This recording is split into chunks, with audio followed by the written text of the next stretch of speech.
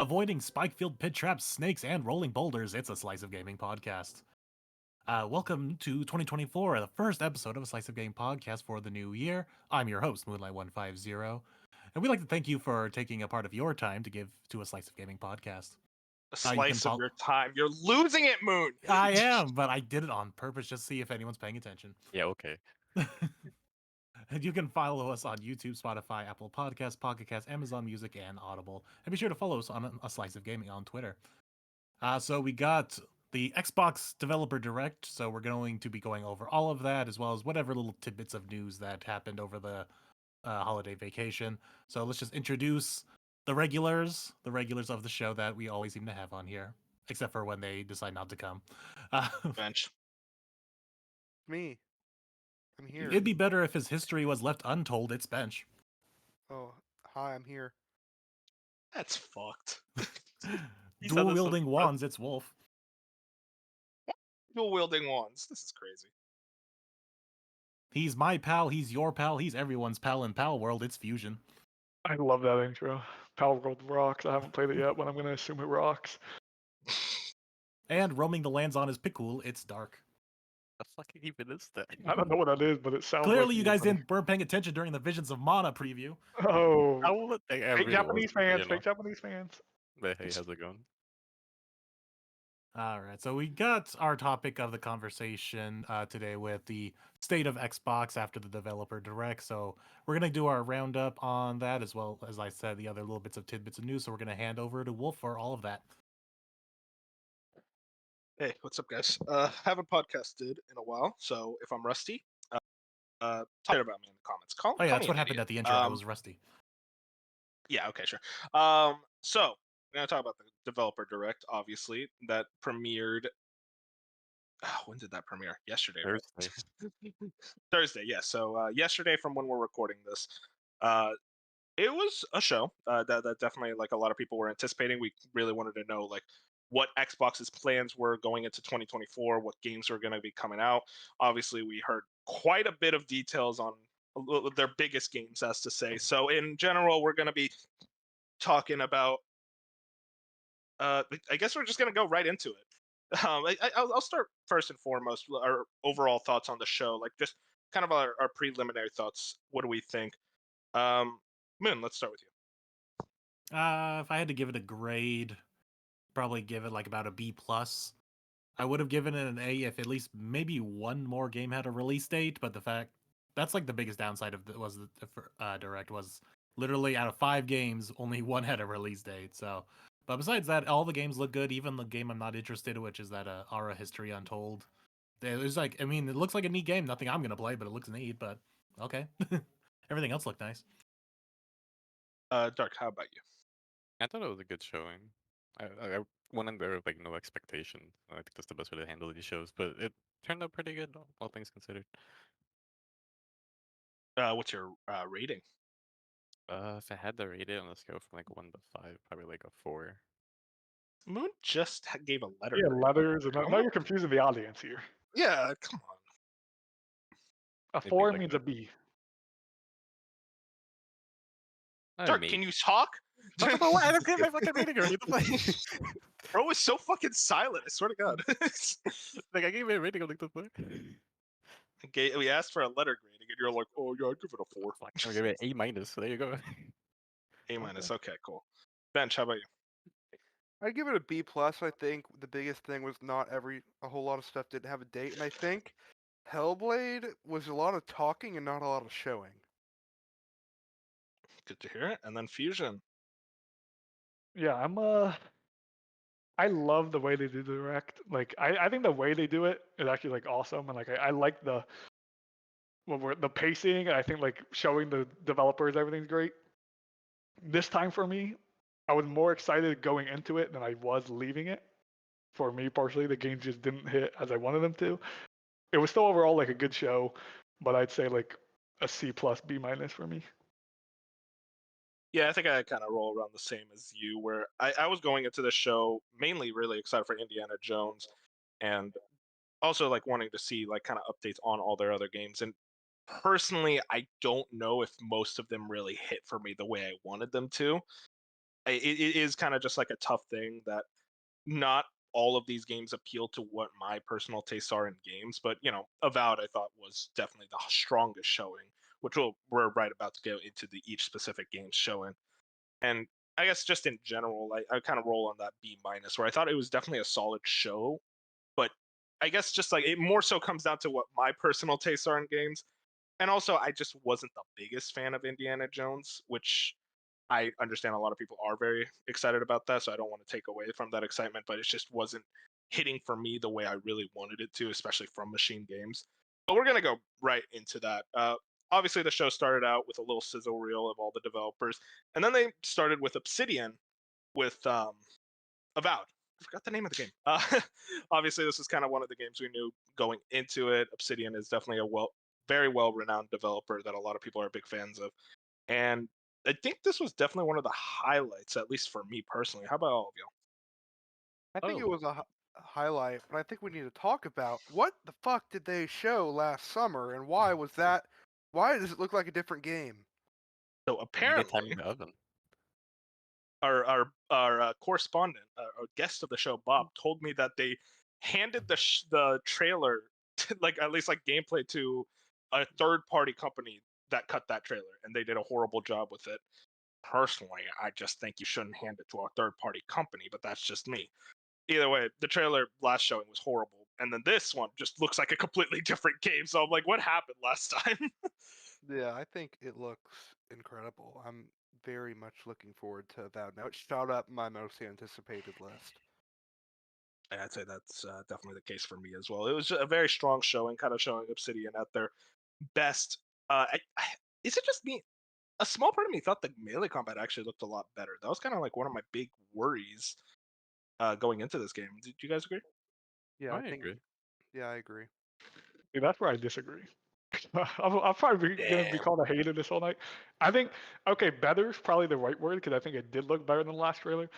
But Oh yeah, I'm there's not saying it's like something, peak. yeah, there's something about that combat still where I'm just like, this just can't feel good. I don't know why. I'm just still looking at that combat where I'm just like, it just feels weightless, and like the way your weapons are connecting with the enemies, I feel like there's no weight behind it, and there's just a lot, It just looks like Skyrim combat. Yeah, which is that's the thing been though. 12 years old Oh, at this rate. However, like, yeah, Like I'm that watching it right one. now. It's I'm just like, people. You would show this to like your average gamer, and they'd be like, "Is just this more Skyrim?" Because it just looks like Skyrim. it's a weird thing with Skyrim where like I feel like there was a little more weight in the combat to Skyrim. Maybe that's just like a placebo effect, but like I look at this and it just looks a little floatier than I'd prefer. Obviously, again, that's probably just a placebo effect moment, but like the wand combat I thought was definitely the stronger part of the combat. I think that's kind of what my build is going to be, is that battle mage setup that I always like to go for games like this. and I can't speak on Obsidian games because I've never played an Obsidian game. So, but Let's get you I, on l- that. I think like I said, I can't speak on it, so I don't know how I don't know how the other UI works in those games. But for me, the entire dialogue section where they're showing off, you're talking to that one dude, and like they stole like dog tag, whatever happened to like them in that group. Yeah, the dog tags. Yeah, they just like I did not like the UI at all. Like the subtitle boxes, I did not like how that was presented. And that's maybe just a me personal issue. I like I said, I've never played Obsidian games, so I don't know if all Obsidian games are like that layout or similar to that layout. And it was also I didn't realize this or like think about this till Isla Hink over at Easy Allies said something where it's like if you go back and listen to that guy speaking, which I'm sure they can fix it, the way he's speaking and the way the audio is playing, it does not sound like he's speaking out in this like open terrain of like, you know what I mean? Like, you know how you hear audio and you can tell where Yeah, someone's speaking from? It just felt like very flat and like nothing. Like you couldn't, like the audio just wasn't what I think they were aiming for. yeah. I mean, like I do kind of credit that also to just it being an early build of the game. So like I don't think the game is fully like feature complete in that regard. But also I do kind of agree with what you're saying. I don't know if I agree as much with the UI. That wasn't something that stood out to me. I guess like Obsidian UIs are not really that like flashy or crazy to me. I'm Yeah, I just like, mean, if there is text, like I'm there. yeah, I'm watching it right now. I'm exactly at that part you're talking about, and it just looks like Fallout text boxes. Yeah, just as Yeah. I haven't played the true Bethesda slash Obsidian. Like I haven't, so I don't have enough time looking at them. So like I said, this could just be normal for everyone else. It's just the way I've seen like at least more games use subtitles and stuff. I just prefer like it to look nicer, I guess. And not me. And put everything else aside, I think Avowed was the best game here and it looked amazing. Like I'm into the world and the lore, and I think they're going to build something really good. But it just makes me feel like something's giving off the same thing where people were saying about Starfield, where they're like, "Oh, it's just a Bethesda game." Are they gonna say, "Oh, this is just another Obsidian game that feels 12 years old"? And I'm hoping that's not the case. But I feel like there's things in this trailer that's still just like, "Oh, it's just another Obsidian game. It's gonna be okay," or like, you know what I mean? I'm right there with you when it comes to Obsidian games, where like people praise them, and obviously they deserve a lot of the praise. But my viewpoint has always been like, I love Obsidian for like how they handle story, dialogue, world building. But one of my biggest issues has always been like, man, your games just don't play well, and also like they aren't visual stunning. Like I think this is definitely their best looking game. I'm fine with it, like not looking like I'm not sitting here asking for like a Sony big budget AAA looking game. Far from it. But I want like it is kind of weird how a lot of those character models look a little off, especially compared to a lot of the RPG competition. Even like going back a few years, like it just doesn't look to the level that I personally would like to really like connect with these characters the way I really want to from an Obsidian game. And I guess it's just a tough thing. My view my viewpoint has always been this, where Obsidian's best combat system to this day is Fallout New Vegas. That's just because they took the Fallout 3 combat system. When it's like, why is this the thing you guys struggle with? And I always like kind of put this as like a thing where at least with Skyrim, I could just not think with a lot of the combat and it works for me.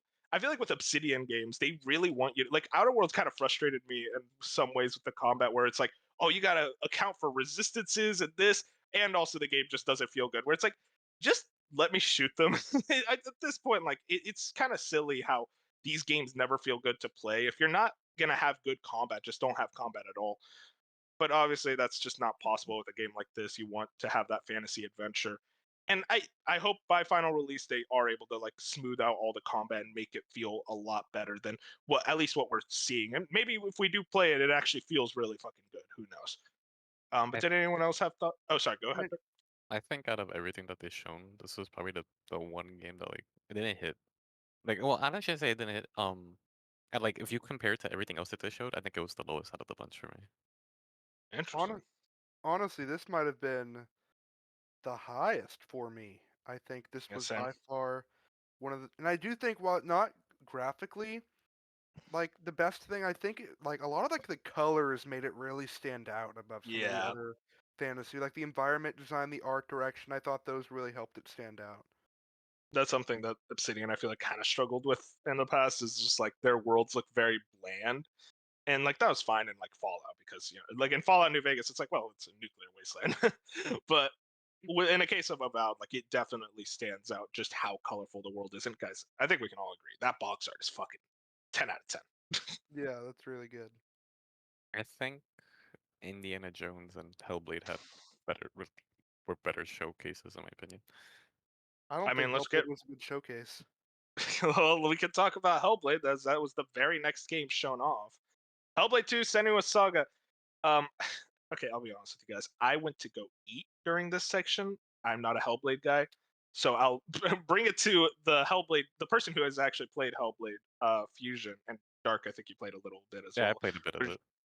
Yeah, what did you guys think of this showcase? Um, it's just I'm so at least we got a date, but I'm so tired of Hellblade showing up and showing what I feel like is the same thing over and over and over. Because I feel like every time they're here, it's just like a few seconds of gameplay with a How dead talk. pretty it is. Wait, it did get a release date. It's May 21st. Yeah, it did get a release date. That's what I'm saying. I'm saying at least it got a release date. But I'm Oh, saying every time this game shows up, it's the exact same thing. You could show me the first thing they showed in 2019 to this, I'd be like, looks the same. Like I don't know. I just feel like there's It's already kind controversy of, around the digital stuff now and the game being short, which I understand it was always going to be a short game, but I'm sorry, you spent 7 years to not show me anything, by the way, in these 7 years, but the same 7 things and then your game is still 7 hours long, which I'm on this podcast praising short games all the time, but not a lot of short games take 7 entire years. Like that's a long time for your video That's the game. problem, though, is like they've been promoting it for so long they can't show anymore because then it would just fall into spoiler territory because the game is so short. Exactly, They can't that's what I show was anything. saying. It's like now I understand why It they doesn't can't show have to anything be at because they every just showcase. yeah. That's the weird thing. Yeah, but I do think it being short, that is kind of like disappointing because like the whole like assumption and kind of what we were led to believe with this studio who like made a really good game with Hellblade 1 was going to get Microsoft money and really like go all out and I guess hate to say it, maybe it's contouring but like the God of War experience. Like this was It's going not to be even. their prestige like Sony like game. But I mean, it being 8 hours and a shorter experience, $50, it kind of like doesn't feel like that. I don't know. I disagree. I think one of the main issues I have is that everybody compares this to God of War. This is not God of War. They're two completely different things. If you've seen the combat in this game and how God of War, they're two completely different genres. I don't know why it gets compared. This is just The Microsoft. only Visually, in terms of how it looks, this is their like the cream of the crop. I think the shorter game works.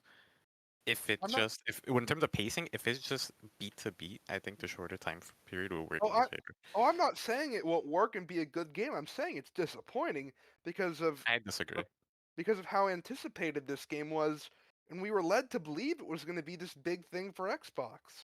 I the mean, only have you seen what it looks like? I mean, yeah, it's gonna be visually like maybe the best game ever made. But I would say the only reason I ever got those God of War comparisons, Dark, was because of Xbox, because of the way Xbox marketed it, and because of the Xbox fans. It wasn't anyone else saying this is the God of War competition now. It was Xbox fans coming out and saying this is why you got this studio to compete with the God of Wars and those type of games. Like it was them that said it, which is why it was in all of our It's heads. a dumb comparison in my opinion. This So is once just again, a it's just physical showcase game to show like, hey, this is what we can do when we send a fuck ton I of money into a game. mean, I still think it being short just is disappointing. Like, I don't know. It depends on how to experience it. If it's beat to beat, I'd rather a game be short and incredible the entire way throughout than you add padding and it be longer. And obviously, we're not going to agree because we're talking in circles. But yeah, those are my thoughts on Hellblade. I'll still probably get it day one. I need to play the first one, but overall, like, definitely walked away not being super enthused. I will This say, made me want to go back to the first one. Like my issue with the first one was that I just didn't really vibe with the setting at the time. Keep in mind, this was a couple years back, but I can go back and try it again. But the showcase this time looked really interesting and cool, in my opinion. I will say, the most egregious part to me was when they were like, we got a brand new combat system. We changed the combat entirely. And they just didn't fucking show it. And So it's honestly, like, it comes back to what I'm saying. If your combat is bad, just don't have combat. Like, it's silly. Like, I don't get why you're just having this. I looked at the combat that they showed. It's like the same as and, Hellblade 1. What's going on here? and when they said that, it kind of just looked like it was more cinematic. Like people were trying to grab you all over the Mhm. place. And honestly, like that could hurt things, but it could also help. Like I'm playing like Last of Us 2 right now, and that's kind of implemented in the gameplay. And if they do it well, it could honestly make things feel more like it looks like a very suspenseful game. So it could work, but it Yeah. also, if they do it wrong, it could make it feel very clunky. I don't know. It's just like, I am kind of that viewpoint of like, all right, well, I'm happy for Hellblade fans. I very much just like watching in the back. I want the game to do well. But then we got this. I will We say, alluded hold to on, this. if I could jump in real quick. Yeah, Fusion, I will go for say it. Go for it. 90% of Hellblade fans are going to be very happy with this. This is what they wanted. You know, Mhm. they love Hellblade for what Hellblade is because of that shorter experience where they're telling this gripping narrative and it's weird and it's about mental health and that they're going to love this and it's going to be a great game for them. I think the 10%, which we might fall into, is more of looking from the outside and looking at Yeah, Xbox and looking at all the other variables and saying we wanted a little more from Hellblade. But for the Hellblade fans, they're going to love this. They're going to eat it like up. Oh yeah. that's the thing. The people. This is going to get way wider than the Hellblade fans. Like this was the thing. It's like a going to be a breakout hit for this studio kind of thing under the Microsoft name. So I think that coming at it with our kind of outside perspective is probably going to be how most people view it. made DMC Devil May Cry. That game had like, say what you want about the game. That's actually a fun combat system. Like I'm just like, come on, you could have. Like you guys made action games before. What's this? What's this That's flimsy the ass thing like that I footage get shit? confused on with a lot of people, especially comparing it to God of War. I don't think I've seen more than 5 minutes of Hellblade 1 footage. And I just knew just from that, this is not some God of War counterpick. This is some like cinematic, slow, like you said, gripping narrative. Like it's supposed to be one of those experience games, from what I understand. Oh There's no god. combat. There's no combat listen, or anything. So when I'm hearing combat, I'm like, okay, what the fuck? Yeah, I hear that's there's There is puzzles. combat. It's very bare bones combat. Like you It's know, like- like At But that, like- at more that puzzle game. point, don't have combat. Yeah, I'm That's what. fully in the camp where I think Hellblade 1 would have been a better video game without the combat sections. Yeah, it's it's like, that's what I always thought. It leaned more into like one of those experience kind of games, or where it's supposed to be like a technological showcase of. Because I know everyone talks about the audio of that game and the visuals, so I'm like, okay, so this is what this game is. It's one of those just like technological showcase experiences, and then everyone now he's comparing it to God of War, and I'm like, what the fuck? so Yeah, I don't think think that makes what any sense. so my viewpoint, I don't think what Bench and Fusion are saying is like, oh, it has to be like God of War combat wise, but No. I think what they're saying is we're looking at it from a prestige standpoint, the prestige, the quality, the kind of scope of God of War, not exactly the one for one as the game plays. Just like what but you're even getting out of the then- God of War. It's I mean, a we're bad talking about comparison. like That's what it I, is. I disagree. I think the Sony prestige is like what everyone was led to believe Xbox was going to be going for with this game. The very cinematic experience, storytelling, deep, That's what rich it is. narrative. Yes. However, we were also But led it to had- believe. What were you saying, Go ahead, Wolf? Bench. No, go ahead. I mean, it's just like it doesn't. It seems like they could have done more as well. They've spent 7 years marketing this game. We're on the like 3-year Have and they? over. No, they haven't. No. It's No, it been was 7 years No, since Hellblade yeah, 1. development's 7 years since yeah. Hellblade 1. Maybe in the Development started 5 years ago. This was announced in like 2019, right? The console came out in 2020. This is like thought it was over. gonna be a launch title. This is like 3 years later. Hearing it is like an 8-hour experience is kind of disappointing. I completely two disagree. And also keep in mind, we had COVID happen, and every single game in the industry got delayed, and this is one of those games as well. People just think completely yeah. straight out the window.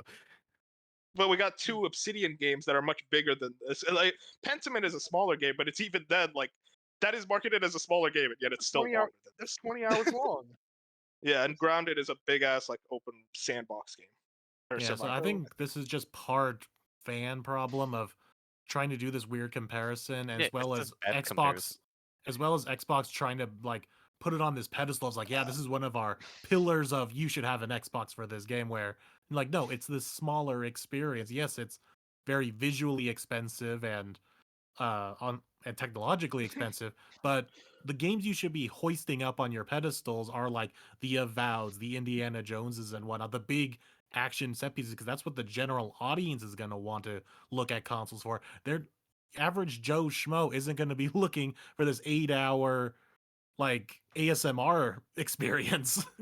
Yeah, I mean, like I think this is a Why did they fail- show it at like every showcase and think this didn't is- tell us beforehand, hey, it's gonna be a shorter experience? Or just be like, just be straight up and be like, it's just going to be more of the same of the first one, because that was Yeah, I also a think so. short experience. Because in marketing terms, you have to always be bigger and better. So they have to say, oh, it's gonna be Yeah. a bigger and better experience. Well, I think this Frustrating. I personally think this is a failure at Xbox's marketing, and it goes to show. And Sony has this problem as well, announcing games too early. Like this game should have been announced last year and it coming out in May. That should have been ideal. But obviously that mean, didn't happen, and we're getting disappointment from that.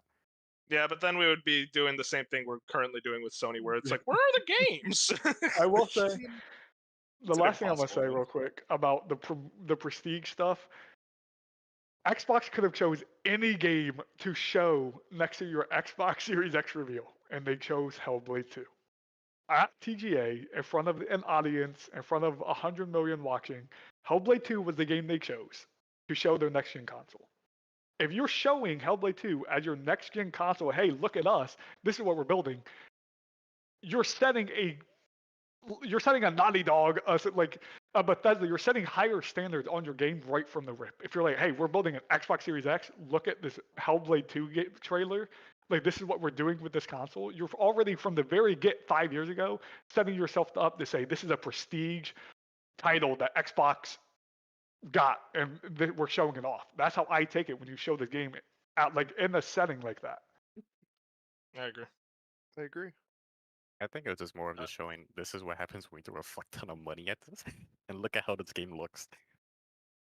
Yeah, First it game looks looks good. really good as well.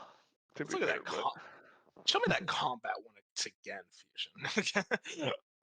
We got a little bit of details on Hellblade 2 as well from a blog post. Chris Scullion did a little write-up. Senua's Saga Hellblade 2 will be a digital-only release costing $50. The game will have a similar length to its predecessor.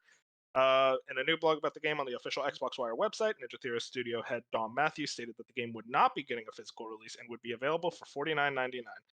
Quote, Senua's Saga Hellblade 2 will be a game crafted from the heart, a game similar in length to the first Hellblade with a focused narrative and sold digital only at the price of $49.99, Matthews said. And you can once again expect to join Senua in understanding her world through perception puzzles led by her experience of psychosis in brutal and visceral combat and traversal gameplay, this time across harsh but beautiful landscape of 10th century Iceland. Yeah, so if I would, I already wasn't going to get this game, but I'm doubly not going to get this.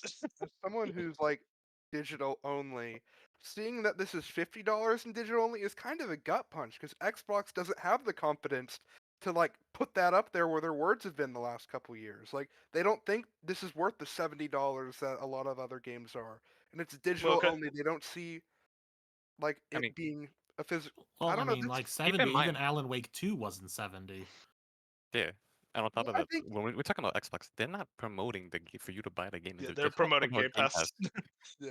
They're like, oh, well, you can get it for $50, or you can get it for $15 a month at Game Pass. Like I that's still clearly think what they're it's showing that they don't think it's that full $70 experience. No, they're just saying this is a short experience game. I mean, PlayStation and don't- Nintendo have also released their games at smaller prices when it's a Yeah. smaller project.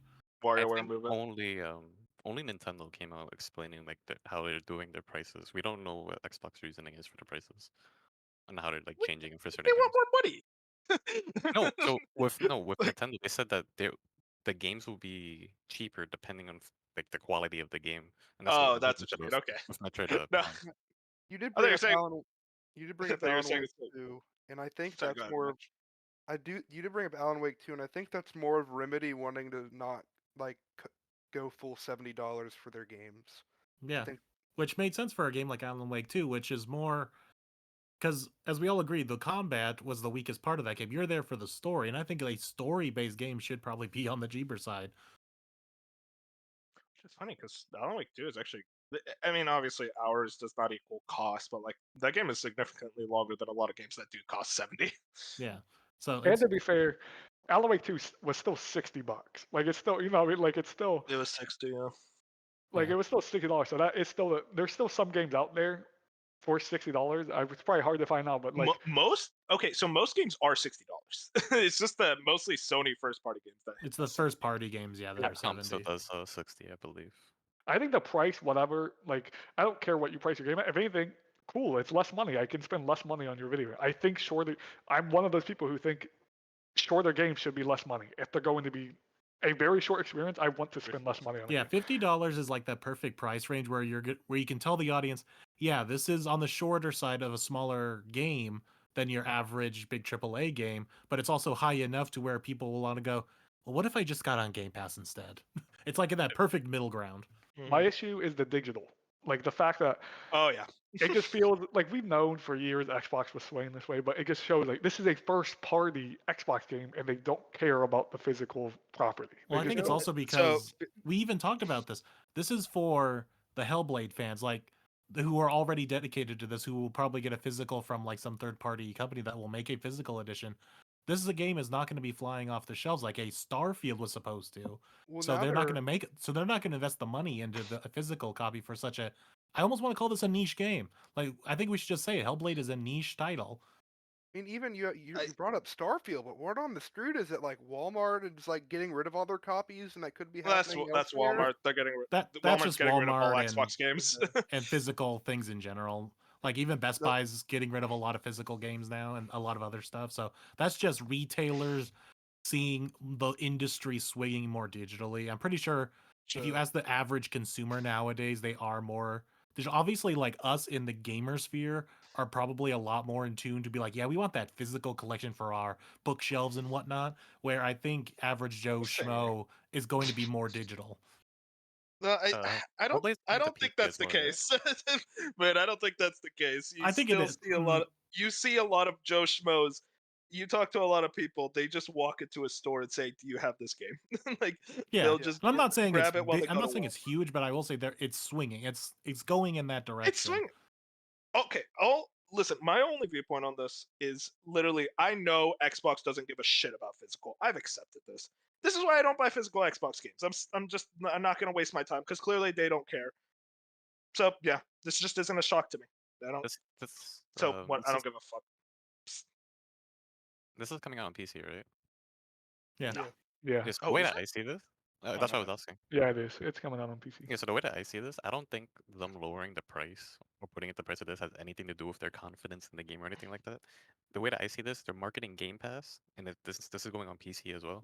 You put it at a lower price, you're gonna get more people in who aren't in Game Pass to try it out, and then if they like it, they'll be like, okay, we can just get all these type of games through Game Pass, and it just transitions people into it. That's what I said 3 minutes ago. I just think the like 1-2 punch of learning it is the same length as the first one, and then it being digital only, and then it being 50, all kind of together was just I I don't don't think think a it's a great look one-two to me. punch. I I think it's just agree. it's all. No matter what, this game was going to get unfair criticism. That's just it's just how it works. You know, this game was always going to get fanboys. Just everyone across the video game medium was going to give this game a bad shake, and the fact that it's under Xbox does not help because, let's be honest, Xbox does get a lot of crap from a lot of people, especially from the Sony side. It's just how the industry works. Same for vice versa. If PlayStation, it's just we're in the same scenario right here where we were arguing weeks ago if Spider-Man 2 was too short, and that was 20 plus hours. You know, this is just like it's an ongoing conversation that's tiring. So like Hellblade 2 was always going to get this conversation. It doesn't help its cause, but I don't think it needed to help this cause. I don't think it's as niche as Moon has said because I was just looking at sales, and I think this game it apparently had over 6.5 million players in 2021.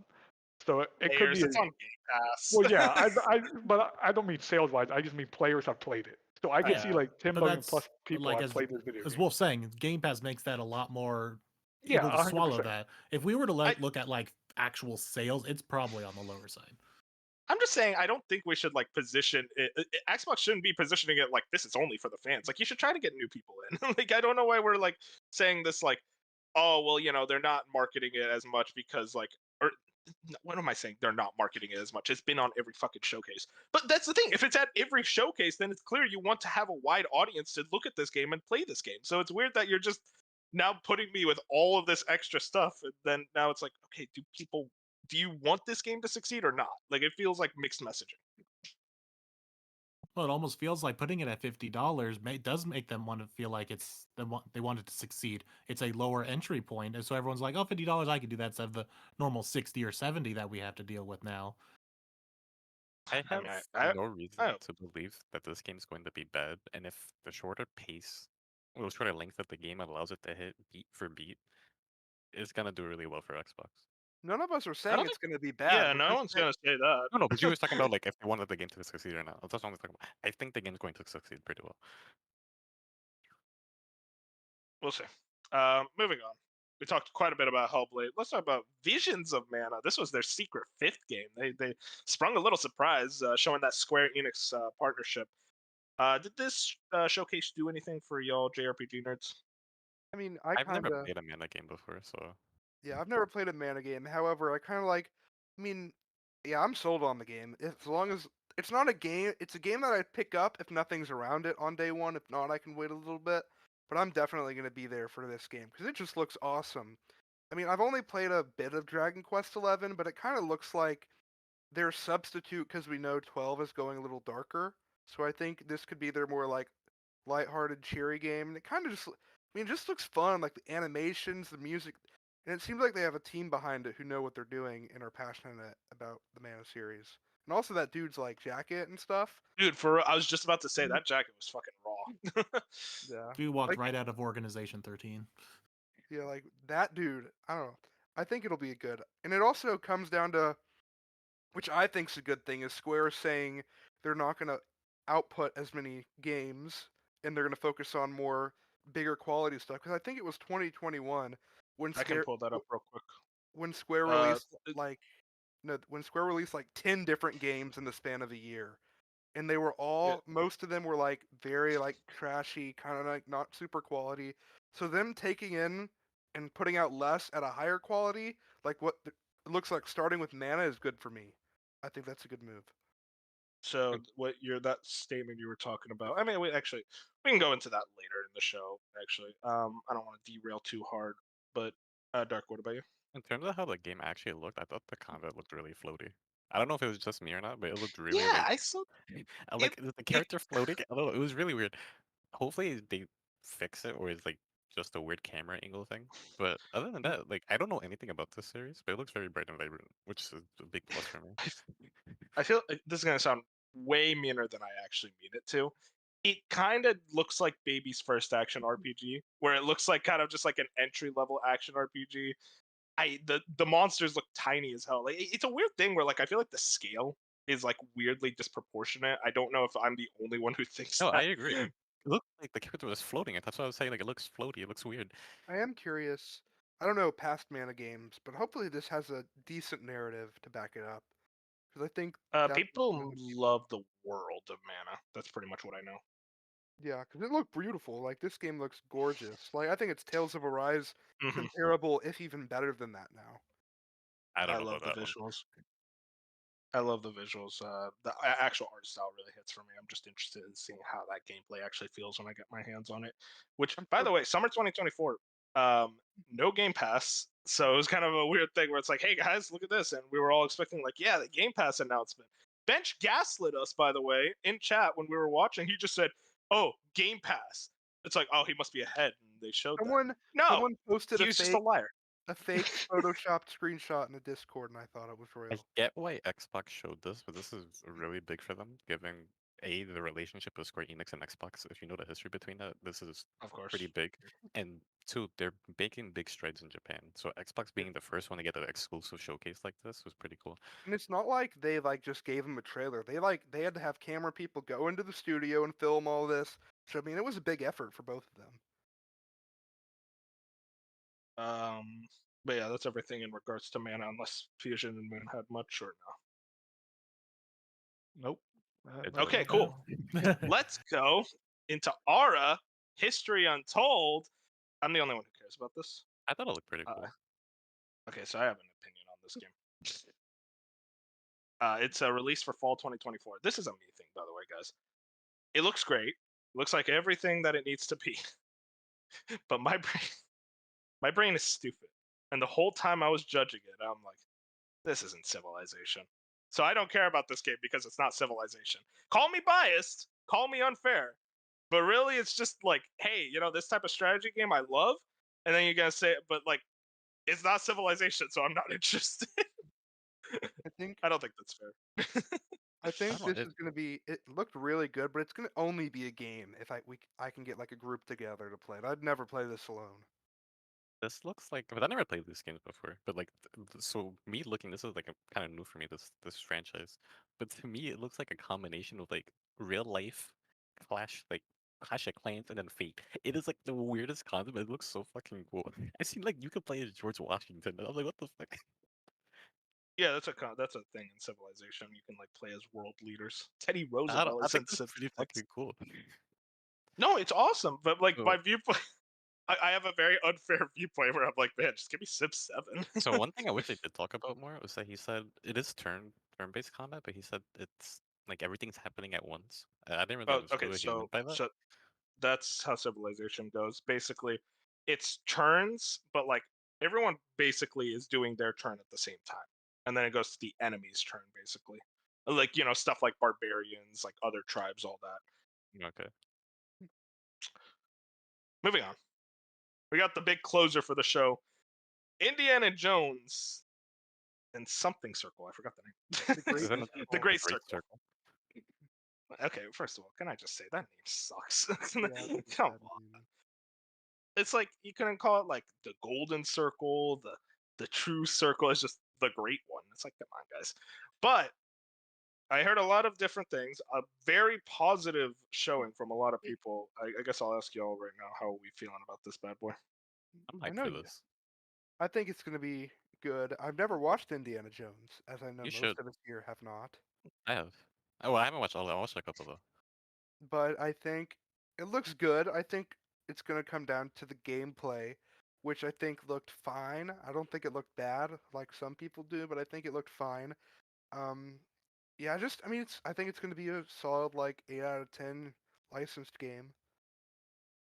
When they Yeah, it's explain when they explained their vision for the game, it made sense. And the first thing that came into my head, I even said in the chat, this is Batman Arkham Indie. And when I say that, I meant like the Batman Arkham games. They make you feel like the character, and something like Spider-Man does the same thing. You feel as the character.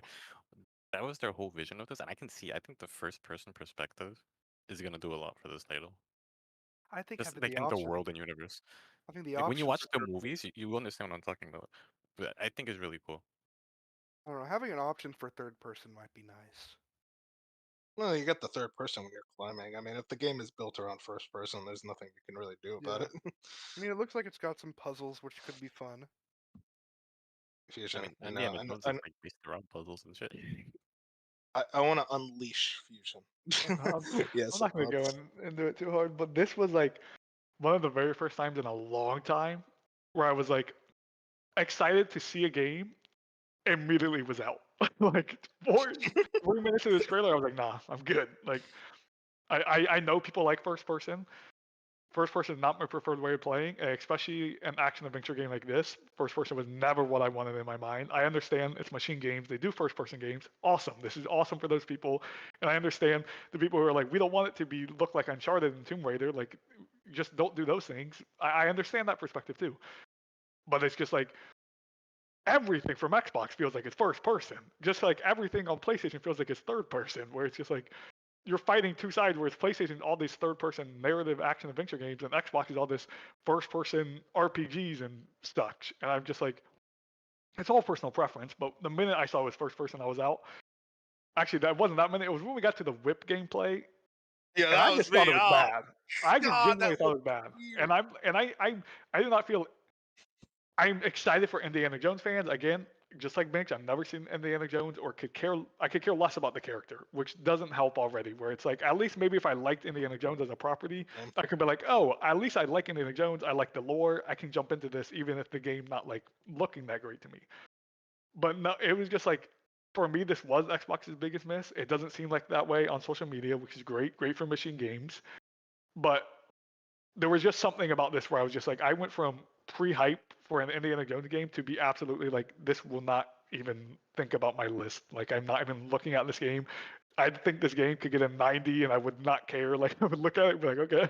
Like, this game was just, it was the total opposite of everything I expected it to be, which is maybe because me coming in with different perspectives and me coming in with different, like, what word am I looking for? Expectations, where I'm like, I expected something totally different, and they went a completely different way, which is like, machine game makes first person games. I should have expected it, but it's just like I really thought with the rumors of it being third person for a while and all this other stuff on it, I was like, oh, this is gonna be like the Xbox's big first person action adventure game narrative over the shoulder, which it doesn't have to be a great game. This could still be a great game. Just for me personally, this was not the showing from Indiana Jones that I wanted, which I know Moon was really excited about. So I'd rather Moon end this note on him being super hyped about it than me just coming in here and being very low. I don't get to have an opinion. I mean, No. you might as well throw it now before Moon gets to talk Yeah. about it. Hey, okay. So I don't have a problem with the first person at all. I think, machine games have demonstrated that they're able to actually tell extremely gripping and interesting narratives utilizing that first person perspective. To anyone who's played Wolfenstein 2, the milkshake scene, that works because it's in first person. That's all I'm going to say. But like everything about just machine games and what they're able to do got me so excited for this game. And when I saw that whip gameplay, I felt a piece of my heart die because that just didn't look right. You look at Wolfenstein 2's gameplay, you're grabbing 2 assault rifles, mowing down 50 Nazis at once. this insane, like, you see these giant robot dogs, you're fighting them. It has this ridiculous high level action combat that is some of the best in the FPS world. And then you get this, which I get, it's Indiana Jones. This is what they're going for. I'm glad, but like, it's also like that whip did not look right. And the stealth gameplay, that's how people talk about Uncharted stealth gameplay, where they're like, Uncharted stealth gameplay is bad. No, that is bad stealth gameplay. That did not look right. That's all I'm gonna say in regards to that. But my viewpoint, the whole time watching it, I just sat there. I was like, God, I wish they made Wolfenstein 3 instead. That's the last thing you want to hear about a game, like a developer showing off their game. I feel like the last thing I want to hear as a developer is, I wish you did something else. And it's so weird. It's like, I'm very happy that a lot of people are satisfied with it. I'm glad they are. And I'm going to play this game. I'm probably going to enjoy it. But to what I want from Machine Games, this just feels like kind of a side detour where I'm like, just give me Wolfenstein 3. That's really what I want. Maybe that's biased. Maybe that's like me being a fanboy of Wolfenstein. I just hope with this, I saw a lot of people going like, man, maybe I should play the Wolfenstein games. It's like, just do that. That's all. That's the best part of all of this, is that people are gonna play those two fucking masterpieces. I And don't know, but I remember they also said that they recommend using the whip instead of guns in the game. Yeah, think I they saw met- that. I'm like, what are we doing? They had some of the best first-person shooters of all time, and it's like, use this whip. I think the craziest thing, like, I didn't really see that many people talk about. Like, the funniest thing to me is at the very beginning, when it turned out that the reason why this game exists is because Todd Howard personally asked for this game. And Disney's like, you know what? Let's do this. That's crazy. Even after Starfield, They we were just like, let you him know have what? that. Let's let them do it. Moon, you got anything to say? Yeah, man, we gotta let you talk about this. I know you're very. Well, high first on thing I gotta say is, when did I get pegged as the Indiana Jones fan? I just You showed. kept talking about how excited you were about it, and now you're Where? like, Show me actually, the receipts. They're I did. I somewhere, literally man. look They're at the chat somewhere. right now. Have you watched Show the me the movies? receipts. No, he I never just said, watched. yeah, that looks fun. I'm That's, the only one here who's watched a couple of the movies. I don't know, but I No, guess maybe dude, I'm I'm not you starting bad. know to I get hate They're out fun of movies. here. movies. They're fun movies. They're You fun know I movies. hate movies. but I mean, yeah, it just looked fine to me. I'm like, yeah, this is pretty much what I expected. As we knew, Machine Games was going to be a first-person maker, so I'm like, oh yeah, it's going to be first-person, so I accepted that. I knew it wasn't going to be a guns blazing game like a Wolfenstein, because that's not Indiana Jones. So I'm just like, yeah. So I'm like, apparently the problem was everyone got all these weird expectations. They're like, oh, they're going to break the mold and do a third-person actiony Indiana Jones games. Like, no, they're not. I never went in with those expectations. This pretty much came to exactly what I envisioned when I heard, okay, Machine Games is doing an Indiana Jones game. Yeah, this is and I got exactly what I envisioned. So maybe I'm just smarter than everyone. I don't know. The So I set got a pieces question. looked cool. I got a What's that? question. So we know of the Sony leaks. We've seen some of the details of their deal with Marvel. If this game hits, and I assume it is gonna hit, because everything I've seen, it looked really good. Does this become a series for Microsoft going forward, where they just pump out indie games? Machine Games Probably. turning into an Indiana Jones dab would make No, I'm not saying like, that. I'm just saying. go crazy. I'm not I hope that doesn't happen. The Wolfenstein games are good. I'm just saying, will there be more, or is this like a one-time, one and done thing? I think this is a one and done thing. This I seems very think it could be a one-time. franchise, but it's probably going to be one that gets I spaced out. swear to God, if it's a franchise, I am going to fucking lose it. I want you guys to understand that. And If it's 2025 and I see Machine Games and I'm like, here we go, my babies are back, Wolfenstein 3, and I see that dumbass Indiana Jones Uncharted fucking copy, Nathan Drake he wishes he could be Nathan Drake looking motherfucker. I'm You done don't with want- Xbox. I'm selling my Series X. You don't want Indiana Jones in the Great Rhombus? I'm gonna fuck it. I'm gonna. That's a And good one. I bring this up because we've seen how Marvel does their deals, and I do believe that Blade is gonna be like a game series. So I was just wondering what you guys thought about it. I think this is separate from Marvel. I think this is more of a passion thing. Well, it's Marvel Mar- and Disney. I combine the two. Yeah, I do think Indie's just gonna be a one and done, and maybe they revisit it. Yeah, in, I think like, they a probably decade. could. It'll be a series, but it's not going to be like Insomniac and Spider-Man, where they're just going to just go all in on that. They're obviously going to they're going to split up like a lot of other companies we talk about. Like, there's probably going to be a team at Machine Games where they're going to start doing pre-production on an Indiana Jones sequel if this game hits. While there's also another team probably going to be doing Wolfenstein or something else. So, and that's the other thing I kind of want to call out, like Wolf's almost like hypocrisy a little bit. Hey, wait, hang on. Whoa! So you're saying it's like you just want Machine Games to just go and make another Wolfenstein, where so you want Machine Games to just become a Wolfenstein company and nothing else, where you're all like, I don't want Yeah. Insomniac to become a Spider-Man only Yeah. company. I would no. My viewpoint is more so. I want them to stick to making original IP and not just focusing on licensed IP. I don't like how the industry is shifting towards this. We need to make licensed IPs. Gene Park had a great take on Twitter where it's like it is kind of disappointing that some of the biggest games right now, like Hogwarts, like Spider-Man, like Indiana Jones, are all licenses. Where it's like we had original games from this. Like I never nobody really asked for an Indiana Jones game because it's like, well, we have Uncharted and Tomb Raider. But now it's like Indiana Jones. Like, we don't need this. Okay, I want to bring up something real quick. Indiana Jones, look, if you guys haven't played the Lego indie games, they're really good. But that kind of that helped put Lego where they're at now. Was those Indiana Jones games? Bro, hyping up the Lego Indiana Yo, Jones. if you have that This is thing, crazy. it needs to be hitting, okay? But like, if At you least haven't I played, will say, And that's the thing is it's also not we like- have to realize is the licensed game will always get more attention for our outside the gaming sphere, and that's why they Which do wasn't a thing before. That's what No, because every sucks. licensed game before, I want to say like 2015 or something like that, was Right. always just shovelware. bad, Hey man, we bad. got the Arkham games. you had That the was Arkham good. games and you had No, the. no, because Arkham Games is its own original version of Batman. Where I'm talking about like the licensed game where there were movie tie-ins Oh and yeah, well yeah. the maybe not. TV Amazing tie-ins, those kind Spider-Man of 2. games.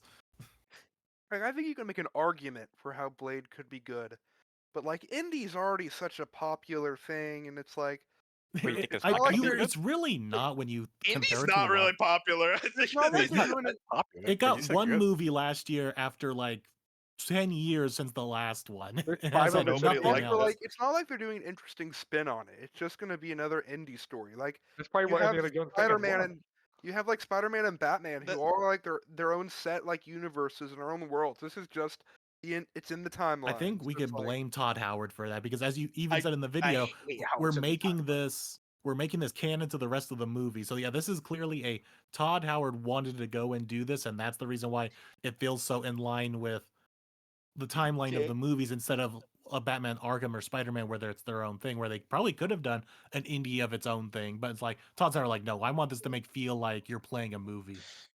I You will give can't them- keep getting away with it. I want to give them props. They got Ford's face, which I think a lot Yeah, they less nailed it. people would be not on board if they didn't.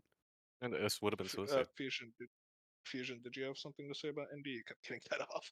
No, shout out Troy Baker, I guess. I don't know. Yeah, we did have that. Hang on. This came from Entertainment Weekly. The Last of Us star Troy Baker now channels Harrison Ford's Indiana Jones in new game. Nick Romano over there. As Bethesda unveils the first look at Indiana Jones in the Great Circle, it's a long buzz thing. EW can exclusively confirm that Troy Baker is the one bringing the wisecracking adventure to life, the celebrated actor behind countless memorable gaming roles. He really brings forward that charm and sense of humor in such a good way, Machine Games co-founder and lead game designer Jerk Gustafsson tells EW of Baker. He's also a very big Indiana Jones fan, which is super cool. I don't know why, that's just a funny quote. So he's And also also, very he's- invested in the game. He's definitely not trying to imitate Harrison Ford. That is not a Harrison Ford Oh, yeah. impersonation. He's I just doing love his I'm just voice. rugged tough guy kind of thing. Yeah, I mean, like Troy Baker, like I'm kind of. There was that time period where I'm like, oh, okay, I'm kind of tired of hearing him in every single game, but I think he actually does a pretty good job as Indiana Jones here. I mean, what was the last game he was in that wasn't The Last of Us? Well, yeah, that's what I mean. Like he used to be in literally. He was every in That's some messed, like that's indie messed up, game. Moon. We played Stray Gods, man. He Oh was yeah, in it. I keep forgetting Okay, that. but came out. everyone was in. Oh Stray yeah, no, for Gods. sure. Yeah, Every big name was in Stray Gods. Fort Solace. Oh yeah, that Fort happened. Solace. Who? whatever. that 3-hour walking sim, aka Hellblade. Anyway, okay. Okay, whoa, wait. Okay. Alright. I think that's everything we wanted to talk about in regards to the Xbox Direct. I mean, like any last things you guys want to mention before we I kind mean, of get I'll into play our state indie of Xbox? because I'm just gonna say I liked what I saw, and I'm gonna play, but I am expecting like a nice solid 8 out of 10 out of it. and Yeah, same. that's about it. I mean, I'll I- enjoy it. I doubt it'll be It's- cracking my top games, especially with how loaded this year is. But I'm expecting to enjoy it. mean- And so just gonna say right now, I'm gonna put it in writing or record it on the podcast, because we already have games set for technically fall for Avowed and Aura History Untold. I see this as a late summer game, like a July August kind of release, which feels weird for an indie because everyone's like, "Oh yeah, you got to put the IP game out for like the holidays," but it's like, no, Xbox's schedule is already pretty crowded for I was the actually- fall, so I think this is gonna be like a late summer game. I was actually I going to feel ask, do you November. think it makes this year? Yes. Yeah, I do. Yeah, I do too. I think Xbox learned their lesson of like if we're gonna talk about a game and put a year on it, like we're gonna hit that year now. I think if a Okay, I'm game was sorry. going to slip, it would have been Avowed. I think if a game was going to slip, it was probably this. But I'm pretty confident in all of them hitting. Imagine if it's Hellblade and you have another year marking. I swear to God, if it is, I gotta complain about this real quick. I think Indie's gonna hit this year because Wolfenstein 2 was 2017, and then Youngblood was 2019, which Machine Games barely even worked on that game. What were they doing? Because like they started development of Indie in like 2021, or like maybe like a little before that. Is it was Wolfenstein 3 just never in development that whole time? I'm like how all these big companies work. That it's probably a small pre-production team, just getting everything together. Well, we know Bethesda was kind of struggling towards before its acquisition, so I don't know. Maybe they They were just going like through that last That's maybe- probably another reason why this happened, because they're like, okay, if we can get the Yeah. bag from LucasArts to help fund this, then we don't have to worry about just making our own thing of Wolfenstein. yeah, or something got canceled before the acquisition because they didn't think it would have done well or whatever. So they could have had canceled projects or whatever. We don't know. Yeah, It's kinda- Wolfenstein may not have existed if Indie doesn't help with their funding. Kind of crazy to think about how just like Todd Howard in the last like 5 years has just been getting everything he wants. Starfield was a passion really. project for Todd Howard. We This is a passion we- project for this is Todd Howard's world, and we're just living in it. Yo, like the board meetings at Bethesda, just like Todd walks in, he tells you what's happening, and then that's it. There is no discussion. So let's talk all about. We wanted to pitch our topic for this right after the developer direct because that was very much the Xbox centered show of the week, and we kind of want to talk about the state of Xbox in 2024, how we feel going into it. You know, what are their plans regarding all these different bullet points? I guess I'll just start off like around the room. Like, how are we like right now? Our gut feeling towards Xbox in their 2024.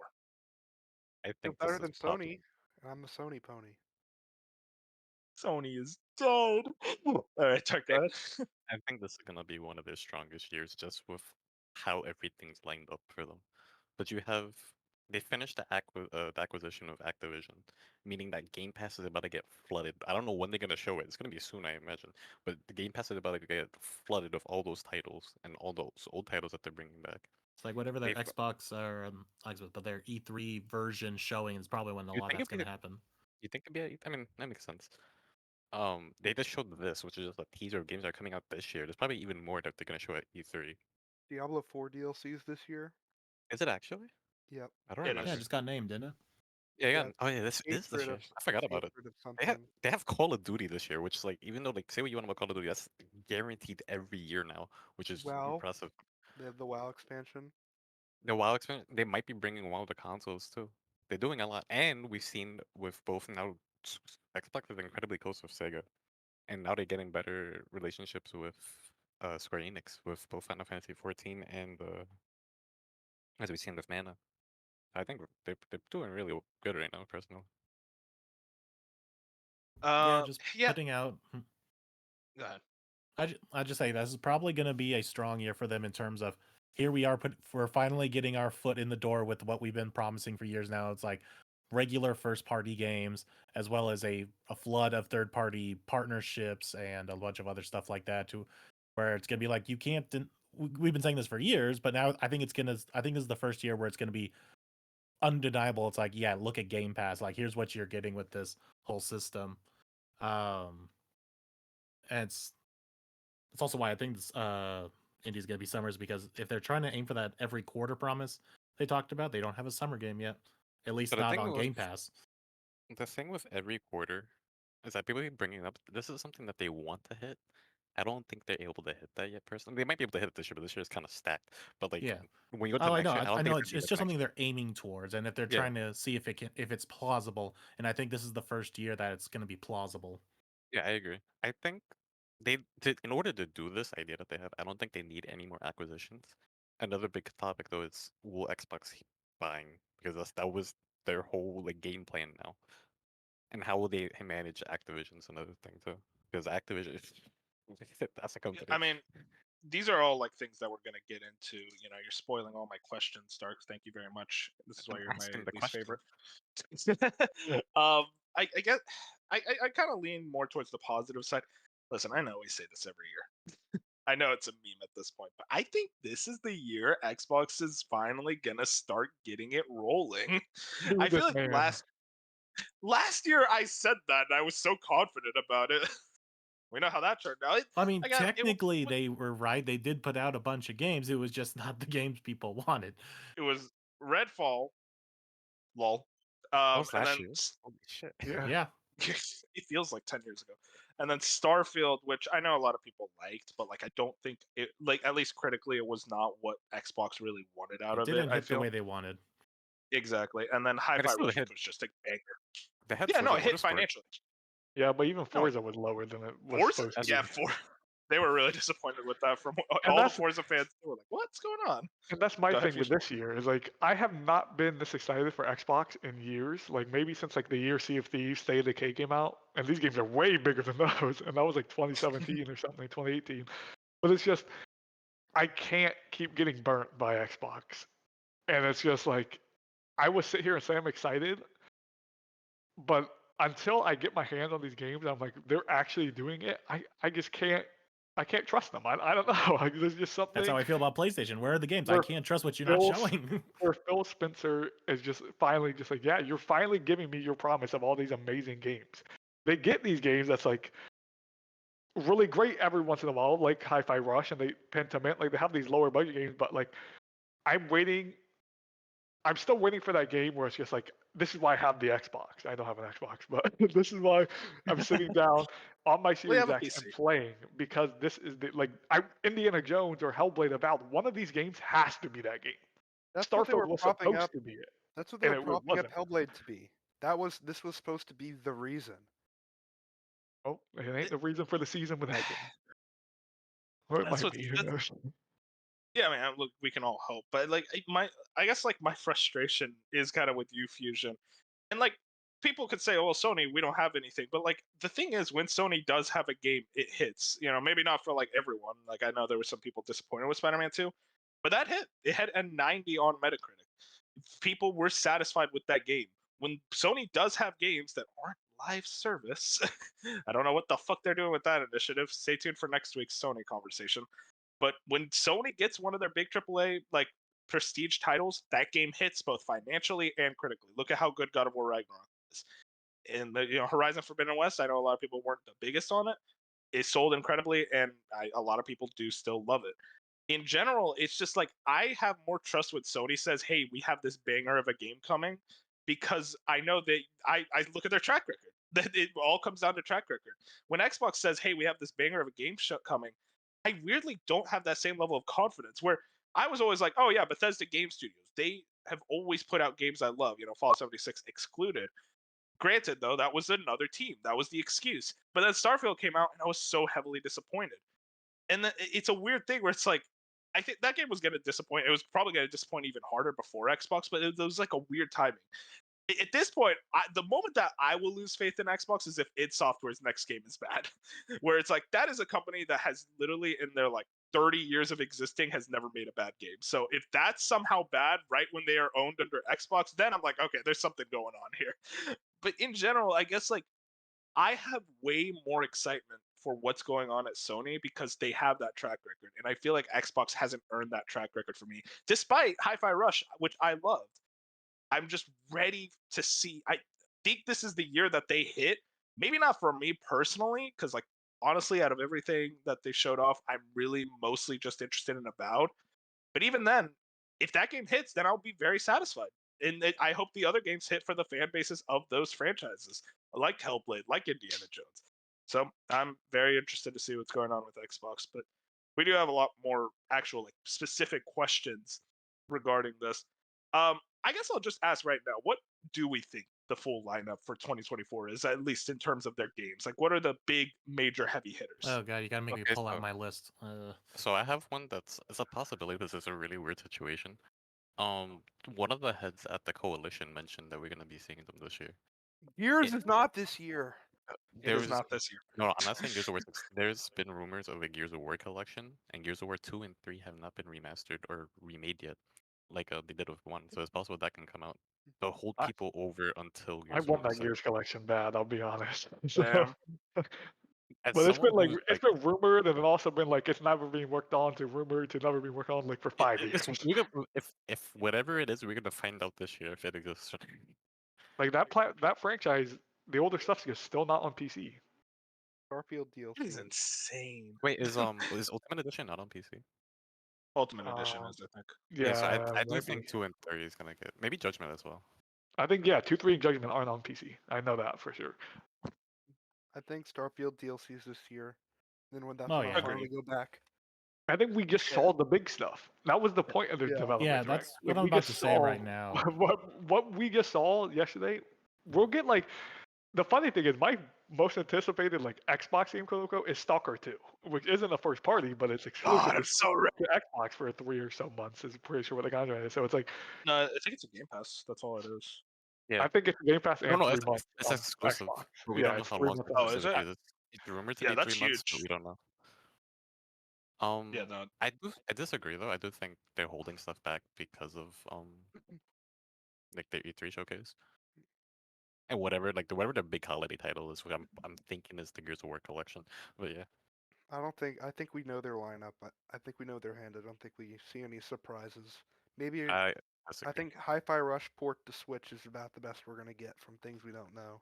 No, I think we know probably like 90% of their lineup, at least for big guys. We're gonna get some smaller AA stuff. We're gonna get a lot of partnerships, but in terms of like the big first party stuff, I think this is their lineup with maybe one more surprise that they could show at their not E3 showcase that will come out like during the fall holiday. But like I said, they've already set themselves up with 2 games, Aura and Avowed, for the fall.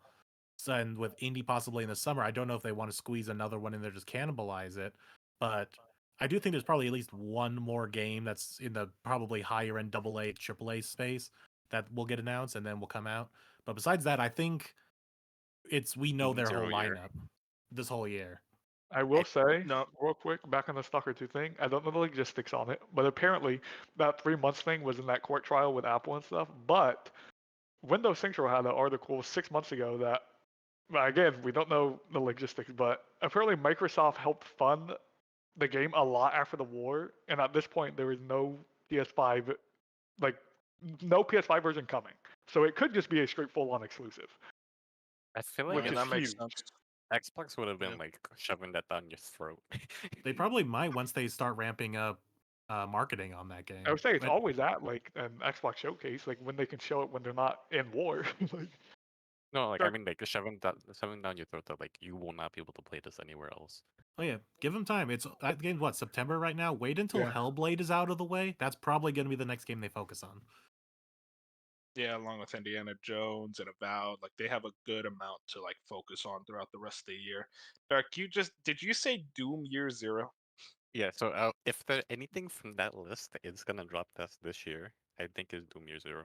You know the list I'm talking about, where it was We don't like even know Yeah, if it yeah, the exists. Lick Bethesda game. That's my thing. I don't think it exists. I think it got canceled. I think that list went Because out the window with I COVID. think You- that there is a Doom game, and that was just the one that they had at the time. I don't know if it is Year Zero. Whatever the next Doom game or whatever game that they're making, there's a chance of this year. Hear me out. Listen, you know I want it more than anything. You know I'm the id Software fanboy, but like I think they need one more year. I think next year is when we're gonna get id Soft's next game, which I think it's gonna be Quake. That's been rumored forever now, and I think Doom Year Zero just got And there was canceled. that new rumor in the Indiana Jones trailer. I don't. Yeah, think, and also it's just like in general, what was it? What was their name? Doom Eternal, the Ancient Gods Part 2 ends in a way where it's like, where do you go next? And I understand Year Zero is supposed to be a prequel, but like, it feels weird to do like this and then prequel. So after that DLC came out, I forget who it was. It was somebody that brought up the idea of a female Doomslayer. That sounds like they were getting into detail about like how it would work. It sounded awesome. Okay, I want that. People, you want to deal with people calling Doom woke for a And year. I don't know. I thought I, that like, I think it's awesome, but like I just know that's it'll gonna be happen. it'll be the Darksiders 3 we never got. I don't think it's this year. However, I think at the summer showcase, the Oblivion remaster gets announced, and I think it's actually gonna be a pretty big deal. I mean, yeah. Oh, so the funny thing Yeah, about the Oblivion remake, remaster, whatever it is, this is also the same year that the the Sky Oblivion. Like, if you Yeah. guys yeah, the didn't know, Sky Oblivion project. Sky Yeah. Oblivion project's been going on for a really long time, and they've done an incredible job of remaking Oblivion and Skyrim. Like I think That this is finishes this year. I think this is like a prime remaster where there's gonna be Oh no, this game needs a remake. A remaster It's would not gonna. help It's this. no. That's the thing. I think it's gonna be very much a remake where they do touch up this game a lot more. I think I feel like my viewpoint has always just been it's basically gonna be Oblivion in a prettier Skyrim engine. I Like think I tried playing Oblivion multiple times. I can't. Nope. I just Me need neither. better menus and a The decent combat. combat system, yeah. I think because Listen, like after Todd I'm Howard's trusting ears my perked up menus. when you said menus. I think it's gonna be maybe I don't think it's this year, but I think it could be early 2025. Yeah, that sounds like a early drop of like a February March game for next year. Same. I will say this. We've been talking about Xbox and Bethesda's first parties, but they have Activision Blizzard now, and this kind of correlates to another question I have of how they handle incorporating ActiBliz into the Xbox fold. Like, do we have any opinions on like what Activision Blizzard games are going to release this year? And if anyone makes an Overwatch 3 joke, I will kick you from the It's call. just Call of Duty. And Yeah. it's just Call of Duty. It's Call just of Call of Duty. I Duty, and think they're gonna announce that game that what is it, the survival game Yeah. that we know that they're working. They're gonna show it. I don't think it's coming out this year, but they're gonna show it. Oh no. Yeah, I Release think the the WoW most we're expansion. gonna get out of Activision, at least for this year, is the Call of Duty and the slow. Game Pass. I'm pretty much guarantee you the summer event that they're gonna have where they would have had E3. It's gonna be the first rollout of a bunch of Activision Blizzard games on Game Pass, and that's probably all that's There probably gonna happen this year. there was that rumored Spyro game. They did kind of the Spyro devs basically just tweeted out, it's like you gotta believe or something like that, which is fucked up by the way. I want to say that right now. Parappa the I Rapper want it more than crossover? anything. Yeah, really. I want it more than anything. I don't really believe that Spyro 4 is coming, but like I want it. The thing with Activision Blizzard is that they have to go like we've seen the court case of how that thing went. Like they need some serious restructuring. But Bill just went in there like recently, and he's like, okay, what do you guys want to do? So whatever deals that they're making now for whatever game, we're not gonna see that for a hot Yeah, minute. we're not gonna see the like repercussions of a new Activision Blizzard post deal for like 4 years, 3 years, 5 years. I No, think the no. only things that you will see guaranteed is COD and probably WoW coming to console. I think they're gonna push that really heavily because it just makes sense to do so. I I do. think I don't think you're. I think you're speaking too far out, Bench. It's probably they're getting started on whatever they want to do this year, and I can almost. I don't want to say guarantee, but it feels very likely that Phil is going to take a bunch of these studios off COD and then let them experiment, do a bunch of like filler. I hate calling them filler, but like Pentiment size, Hi-Fi Rush size games, and let them just because they want that Game Pass filler to put in between all like the indies and whatnot. And that seems like the perfect opportunity is to okay, we just got all these studios.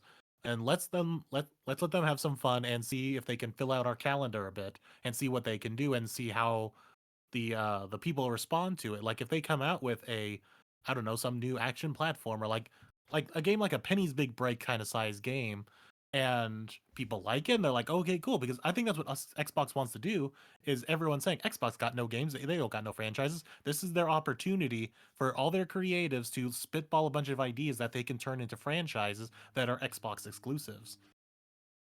There was think that I will rumor say, of there was that rumor of the Banjo game that That too. Phil literally said, "Hey, Banjo fans, I hear you." Again, fucked up. Just don't say anything until it's revealed. Look, Wait for I Bob do. is doing Banjo 4.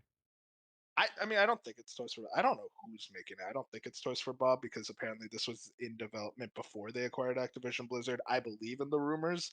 The question is, if it gets revealed even this year, I think I could at least see it revealed this year for the Yeah, next Banjo.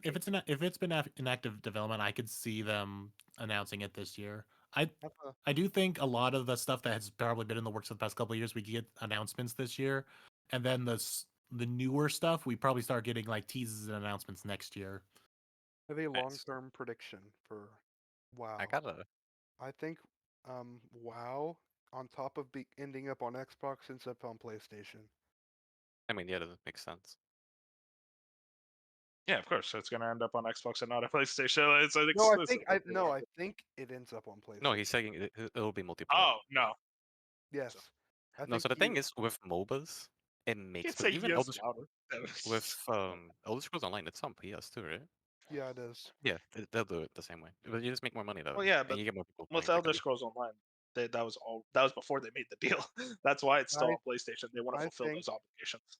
You want to get as many many new people WoW involved. players subscriptions. Like that's just I think it ends up on What they both. can do, however, is that they can make the WoW subscription as part of Game Pass, Yeah.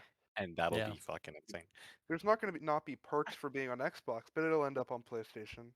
I do I think don't know so if they're 'cause gonna. They're not gonna give you an outright WoW subscription. I could see a WoW discount, but No, like I those think if you subscriptions are get, way more expensive than you think. I think if you get Game Pass Ultimate, you're gonna get a WoW subscription part of it. Just the The- standard or could- whatever. The Game standard Pass version is. Ultimate. Game Pass Ultimate costs the same as a WoW subscription. That's fucking insane. I just want to point that out. So that's why I don't think you're going to get an outright WoW subscription. So the thing you is, probably like, get like a WoW trial or something. you'll That's get a crazy. trial or you'll get like a discount. But The you're way the not going Final to get a Fantasy subscription. 14 does it, like you could go up to like level 40 or whatever. I Well, can see WoW's Game Pass. structured in a way that doesn't like kind of allow that for WoW. So You can get a Game Pass. Like I'll say this: you can get a Game Pass Ultimate plus WoW, and it's like a discount of like 20, 25 a month. But like you're not going to get it outright. Like just and now Game Pass Ultimate comes with WoW. Like that is nope. So before Activision became the Call of Duty machine, they were kind of like known for their third-party games. Will that come back now? If Nope. Xbox breaks up the Call of Duty teams, will they be doing more into third-party? That's what I was just saying. They are. I'm want it. pretty sure they are. No, I'm talking Because about like more like licensed IPs, third-party. I think so because Xbox is clearly showing they want to go for the mass audience, and that's how you get a mass audience to recognize you. Is you bring in a couple recognizable IP, and then once you're here, hey, check out Hi-Fi Rush, check out all these other games that we have. But to get people in the door, you got to have something like an Indiana Jones where you can plaster that on Doritos bags and whatnot. I'm telling you right now, when those Transformers or War for Cybertron games come to Game Pass, it's gonna be a resurgence. I need I those don't know games about back. that. Dude, I don't know what is your obsession with this fucking game. He keeps bringing it up like it's the fucking It's gospel. 2 games. It's 2 games. They're masterpieces. I'm telling you, these games are slept on. Bro uses that word so goddamn loose. Everyone who's played these games say the same shit. I don't think they'll become like a fully licensed game company, but I do Oh, think no, I don't think we're we're gonna players. we're gonna get like No, one no. like every we're gonna get like one a year. Yeah, that's what I'm saying. I don't think Activision Okay, is so gonna become a whole thing like that, but yeah. I fact checked it real quick. Game Pass Ultimate is $17 a month. A WoW subscription is $15 a month. Looks like it right there. Jesus Christ, why is it so expensive? Wait, what about Wait, WoW WoW? Classic? WoW I think WoW Classic? Classic is what they're gonna be bringing. Let me check real quick. I mean, it depends. It was funny. They said they're doing WoW Classic Cataclysm, and all the WoW fans were like, "We wanted WoW Classic so we didn't have to deal with Cataclysm." Like the map changes for Cataclysm. I'm interested to hear from like actual WoW fans how they would feel Pretty sure about a WoW WoW Classic Classic. is $15 still. I assume it's the same price. Yeah, I Yeah, I don't think know it what they is. would. They wouldn't. I doubt they would change it. I don't know how many people are playing WoW Classic right now. I know it was a huge thing when it came A out, but a lot. lot of people are back on normal WoW with like the new expansion coming and stuff. Yeah, I think this year is going to be a formative year for WoW if the expansion hits. So, Dude, WoW's never for me, but I think it'll be big. Crazy to think Yeah, though you that already like a got your lot of MMO. these games. Crazy to think that a lot of these games are all going to be on Xbox. Like this is going to be a massive influx of profit for them with Final Fantasy 14 and WoW on that console. Oh, real quick. Okay, WoW Classic comes with a WoW subscription, like a Yeah, normal WoW it's the subscription. same stuff. Oh, okay, my bad. But yeah, I mean, there's a lot to talk about in regards to like the Activision Blizzard like culmination. But I think our main viewpoint right now, and I think you guys agree with me, we're not gonna really see the like crux of that like partnership really go in this year. It's just too No. early. They just acquired Next them. year at most. Yeah, that's kind of my viewpoint as well. Because they can crank out like some small AA game start from like this year to next year by like the end of next year. So yeah, I could see like us starting to see like some games coming out from them by like next summer event. Moving on, I do want to talk about Xbox Game Pass. So I'll start. Do we Best deal in see the gaming. subscription? Oh my god, we do not have to be an advertisement podcast, guys. I Like, we want don't the have Xbox sponsors. sponsorship. We're not gonna get it. Listen, There's too many but ponies here. there's 2 ponies. 3. Me and Fusion. No, yeah, we don't accept you. Okay, I'm kidding. No, but I guess like to ask like off the bat, like how much do we think the Game Pass will grow? And I guess like more so on the consumer side, how do we feel it will grow? Like, do we think we're gonna get that price increase this year? Like in terms of like brand new releases, old releases, like what is that growth structure going to be looking at? Okay, I think what's gonna happen, the E3 showcase, or not E3 is gonna happen, it's gonna be like Call of Duty's coming to Game Pass this year. So this is when it's happening. And that alone is gonna change everything. There's gonna be a massive influx of people because of that alone. I agree. And Yeah, then I on mean like top the of big. that, they're Go gonna ahead. add they're gonna drop that bomb. And then they're gonna drop the bomb that all of the old servers for Call of Duty are being like worked on and like are up again. And they're all on Game Pass and they're probably gonna shadow drop it. And it's gonna be a resurgence. I mean, yeah, I mean, like the big thing, they fixed those servers recently, so I do think very much like you're gonna get those, all those COD games to jump into Game Pass. That's a very easy marketing beat. I don't know if I agree with you guys, like what you were saying earlier, that you're not gonna get the Activision Blizzard like blowout of their old games until what was It's it, gonna be earlier. summer? Yeah, I think I think they're it's going to gonna be start way rolling out, and kind of like what happened with all the Bethesda games is the first wave happened at E3, and then like a couple months later we got another wave of like 4, 5, 6 games. I think that's what's going to happen with this. But the thing with Bethesda, it kind of just landed around the same time. The thing with Activision, they said that they didn't work on it because they were too busy dealing with the whole trial and all that. I can see them I mean, start there's a doing it within the next couple of months. Maybe even like next month. Who knows? If Xbox is it, a dead month for whatever reason, just be like, just drop the games. well, that's the thing. It's like they right now their first quarter is kind of dead. Yeah, because It- they're ramping it up. They also didn't have yeah. when they You know what they're finished. doing is they're riding off the Persona high is what they're doing for the early Game Pass numbers. That's another big thing, I mean, like their third party support. But That's gonna that's what's gonna be carrying them is the big third party support. when Bethesda they were finished, they had like a sit down where they talked. Like Phil was there. They had a bunch of other people. They were talking about like what their plans are. We haven't had that with Activision. They're still. I think they're still kicking. Is Bobby still there? Or is he no, gone? no, he left. He left at the end of winter break. That was a national holiday. Okay. Yeah. Soon we're gonna get that sit down and like they're gonna go into detail with like what they're doing with all these titles and all that. Moving on. I did want to ask, third-party partnerships. This is kind of a very common thing for a while. Xbox kind of securing a deal with a third-party company like an EA, a Capcom, and saying, "Hey, you can buy this brand new game. You can get it on Game Pass day one." Do we expect a situation like that for any of the currently 2024 scheduled games, other than Hollow Knight Silksong, which is a 2024 game? Oh, Fusion woke up. I think Persona 3 Reloads would be huge because we just know that Sega games have been doing incredible on Game Pass.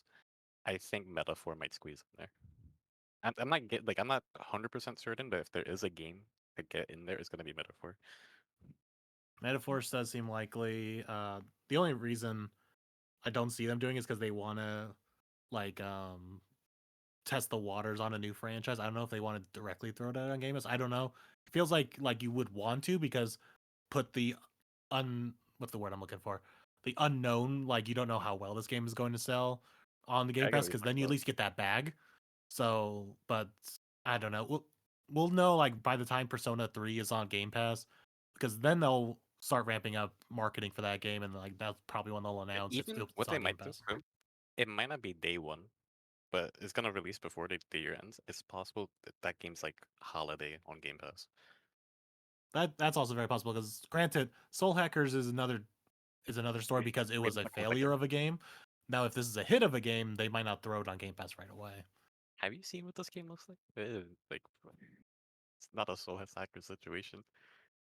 Yeah, I know. I'm just saying, because you were saying it could be on Game Pass by holiday. The only reason Soul Hackers went to Game Pass so quickly was because it was a failure of a game.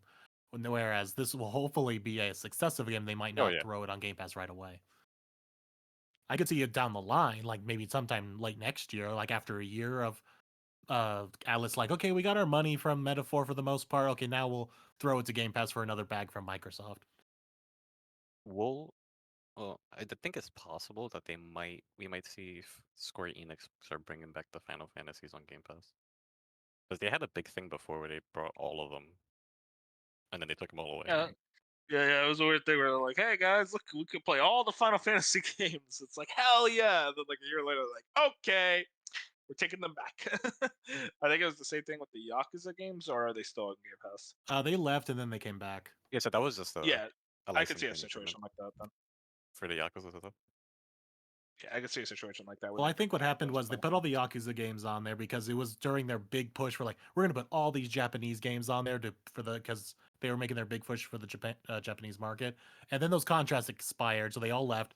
And then I think they saw oh, these certain ones like Yakuza were still really popular, so they renewed a bunch of them and got all the Yakuza games back. Because other games like Somnium Files and whatnot still aren't back. So I think it's just Yakuza was probably a big thing for them, so they brought that back. Is the Somnium File Sega? Vanillaware. No, not Vanillaware. What's that? What's the Danganronpa people? Oh, Spike Chunsoft. Spike Chunsoft, yeah, it was that. Because the thing with Yakuza is that that was the test run, and then I think one of the higher ups at Sega said, "Yo, this went incredibly well for us." And Yeah, I mean, we've seen that happen before with a bunch of games. They'll go on Game Pass, and then word will. What game was it? I think it was the people who are doing Another Crab's Treasure. I can't remember what the company's name is, but they had another game on there. They literally found out that it was leaving Game Pass. Their game was leaving, and it's oh no, we love Game Pass. So clearly, these contract things are very strict, and apparently Xbox doesn't talk to the companies all the time because the contract will just expire. But then they renewed the contract and got the game back on Game Pass a month or two later. So I think it's just a whole lot of waiting and see is this a popular thing? Does the company like it? Does Xbox like having this game on their platform? Do they feel like it's something they are keeping track of? I swear they're probably keeping track of when people sign up for Game Pass, what games are they downloading? They're probably tracking that. Yeah, and so they see what are people coming for on Game Pass. Do we think that hold on? Do we think that any that leaked Game Pass where they were looking at how much this game would cost? I'm talking about where it's how much this game and it was do we Jedi think Survivor was anything from that list, any of those dev teams or will show up? Well, I mean I know they're out. I don't mean at launch. I just mean, do you think any of those games a Jedi or maybe Jedi? 'Cause Maybe I mean, Je- what? well, Jedi will because it's EA and they have that whole EA deal. Oh yeah, I So- guess EA will. Yeah, that game will be on there just because. There is one of those games that never came out yet. If you can remember which one, guys, I want to see if anyone remembers. GTA Come on. 6. that didn't come out. No, Red Dead Yeah, Redemption that 2 has- was on there. Yeah, a game that's been marketed No, pretty there's- heavily that has not come out yet does come into Game Pass. No, on that list of games that like, oh, this is how much it would cost. Do you guys remember the one game that hasn't come out yet of those games? Oh, I don't remember the list off the top of my head. The only Give thing I me a- remember is just give me a them genre. undervaluing Baldur's Gate 3. It's a game we keep making fun of. Skull and Bones? The other one. Game we keep making. Oh, Suicide Squad? Yeah, so it's Suicide wow. Squad. Okay. Did they get Suicide Squad? That's a They big should get. at this rate. They should, because then maybe people will actually play it and try it out and then drop it after 10 minutes. Does Xbox really want to pay money for Suicide Squad? I don't think. I don't think that they is want it. That is the biggest double-edged sword. You're gonna get bad press for that game. It's like, what? Xbox getting another failed partnership. At the same time, I do think Game Pass or like PS Plus is the only way this game's gonna stand a chance. That's the thing is though, like if it was on Game Pass or PS Plus, we would have heard about it by now because the game's only like 2 weeks Oh, yeah. away. For So, sure. Well, but Outriders was a really close one as well for the Yeah. Game Pass deal. but Man, that was oh. like probably done like way ahead of time. Now this is once Rocksteady finds out, like, oh, this game isn't selling well. What money can we go get? So then it's like maybe a couple months from now we'll get Yeah, this is Suicide Squad on Game Pass in like July. Yeah, They're, like, Probably really at their just throwing E3 them in. event if they want to promote that. You know what happened? What if Phil's seen the leaks. He's like, we're not doing this. I just want Phil to just be like, no. what if they made the deal a few months before? They canceled And it. then they saw how everyone's dealing with Suicide Squad, how they think it. They're like, you know what? Let's wait to announce it. Yeah, look, Suicide Squad, Xbox taxed themselves, okay? Xbox was no part of it.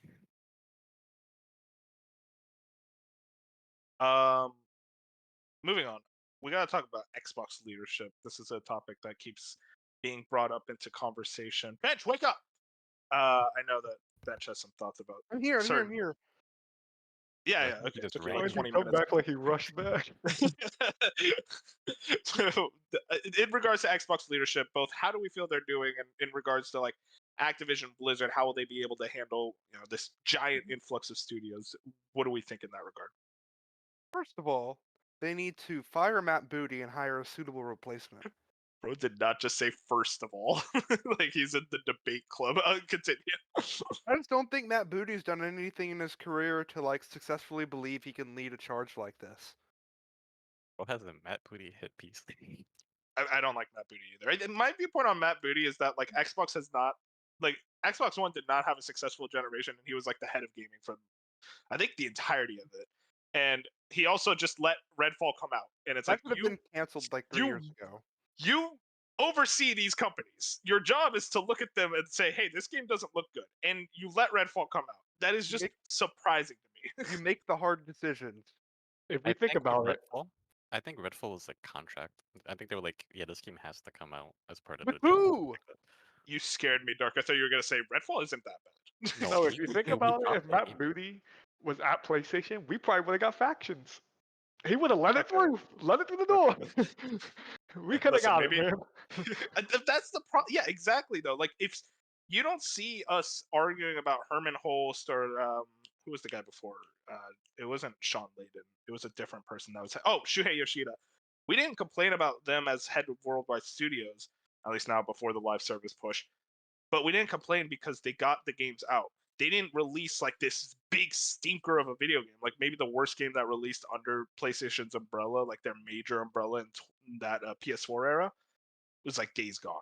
And like, yeah, there are obviously some like other an 8 games out of that 10. Clearly, yeah, and there's clearly a lot of other games that obviously a lot of people aren't the biggest fan of in regards to PlayStation, but we don't complain about those heads because they don't let a Redfall come out. They do That a is good not job. something. He's not something you want to see from an Xbox first party. The last thing you want your first party to be shown with is a Redfall. And I understand people think I keep harping on this Redfall point, but that game was a fucking disaster. It should not have come out. They kept trying to make it look good, and it looked good. I Phil was at a had point to where I'm like, apologize. Phil had to. Phil had- apologize when it should have been Matt Booty apologizing. He was taking the Matt Booty should have been fired when Redfall released. That shouldn't I he don't shouldn't think have he let needs. that shouldn't have let it happen. And he's gotten like 2 promotions in like 6 months. Like That's come the most. on. That's Like the most it's insane thing to me. insane. He's sitting Is there Mr. doing nothing, doing a bad job, and he's getting more money. Like it's mind blowing. It's frustrating. It's awful. I think their viewpoint is now that Matt Booty has more like look over on everything, he can like get onto the Bethesda studios, the Active Bliss studios even more. But I don't know if I can really like. I don't have that preconditioned trust like I do with a Herman Hulse or a Shuhei Yoshida, where I felt that they were able to understand and make the right calls, right, make the wrong like the hard calls about certain games being greenlit, and which games to get canceled. And I look at Matt Booty, and it's like he hasn't shown me that. It's I don't Yeah, know. Like he's maybe I'm gone. being negative. Like I don't know, but I don't care. He needs to be gone. The real thing I'm curious Matt about. Booty just affected Binch's life. yeah, he's gonna watch this podcast. We're fucked, guys. We're not getting that Game The Pass real thing, sponsorship. the real thing I'm concerned about, and like wondering how they're gonna handle this. The Xbox now has like a ridiculous amount of studios. If you guys remember, before the Activision deal happened, Activision was also in court for a bunch of other insanely inhumane things. I want to know how Xbox is gonna handle all that. Yeah, Matt That's the Booty. question. Here's the thing with Matt Booty. You should give him one studio that's like not great, and they can put out not great games, and then give other good people the other studios. Cool bench. Anyways, going back to what I was talking about. Yeah, no, I was about to say it's like we moved away from Matt Booty, and he's like, no, I'm coming in for round 2, baby. No, like I get what you're saying, Dari. It's like there needs to be like a cleansing of Activision Blizzard, and Bobby Kotick is the big one they got rid of. It's just that thing of like, so Mike Ybarra is handling Blizzard, Matt Booty I think is handling Activision. That's kind of the weird messaging where I feel like you need someone to overlook all of Activision the same way Mike Ybarra is looking over all I of mean, that's Blizzard. handling the game. I'm talking about like who's gonna handle the people because like you Well, can't that's have the thing. work environments. You got to get someone on that top level to overlook those companies and like see what's going on the ground floors. And I think just the general Matt Booty is not enough. He at the very least, my viewpoint. I'm not even on that fire Matt Booty. Just give him a fucking team. Give him more people because it's clear he can't do it on his own. This is way too many studios for one guy to handle. If he can't handle like what Xbox had like 5 years ago, how's he supposed to handle this now? I really hope. Matt Booty, if you're watching this, we have it's no personal beef, It's not personal, but like Unless it's bench. I don't know. You released Redfall, so maybe it's a little personal. I had to play some of that. Remove the personal attacks out of the way. I don't know. It's an interesting regard. I do think I will say Phil. I think has been doing a great job as CEO. I think. Okay. I mean, then like it's like, oh well, Matt Booty should have been in that interview. It's like as a CEO, you have to be the one that takes the I want to blame. shout Like out that's Phil. just the job. Yeah, Not Phil. only One Phil sec. saved Xbox, and then he kept his promise of bringing FF14 to Xbox. He Yep. I said think he was gonna do it, and he did it. it shows how good a leader like Phil is to take like other people's blame unto himself, like he did with that apology. I mean, that's what you're supposed to do as a CEO. Yeah. I mean, But, that's like, what I mean- higher ups do. I mean, Yeah. you wouldn't get a Bobby Kotick, a Jim Ryan on like an interview publicly apologizing for a game. That just like wouldn't happen. Yeah, no, Phil's definitely much better about that than most CEOs out there, and I think, and just in general, I think he kind of. This is gonna sound so fucking corny. Stick with me. He kind of comes out as a beacon of hope to the Xbox community, where like it feels like this weird like, oh, we're so back Xbox fans. Oh, it's over. It's back. It's over. But the one consistent thing is like everyone is very happy with how Phil has run the company. It's really just a lot of external factors, maybe some internal factors, but Phil seems to be the the big boy at Xbox that everyone respects.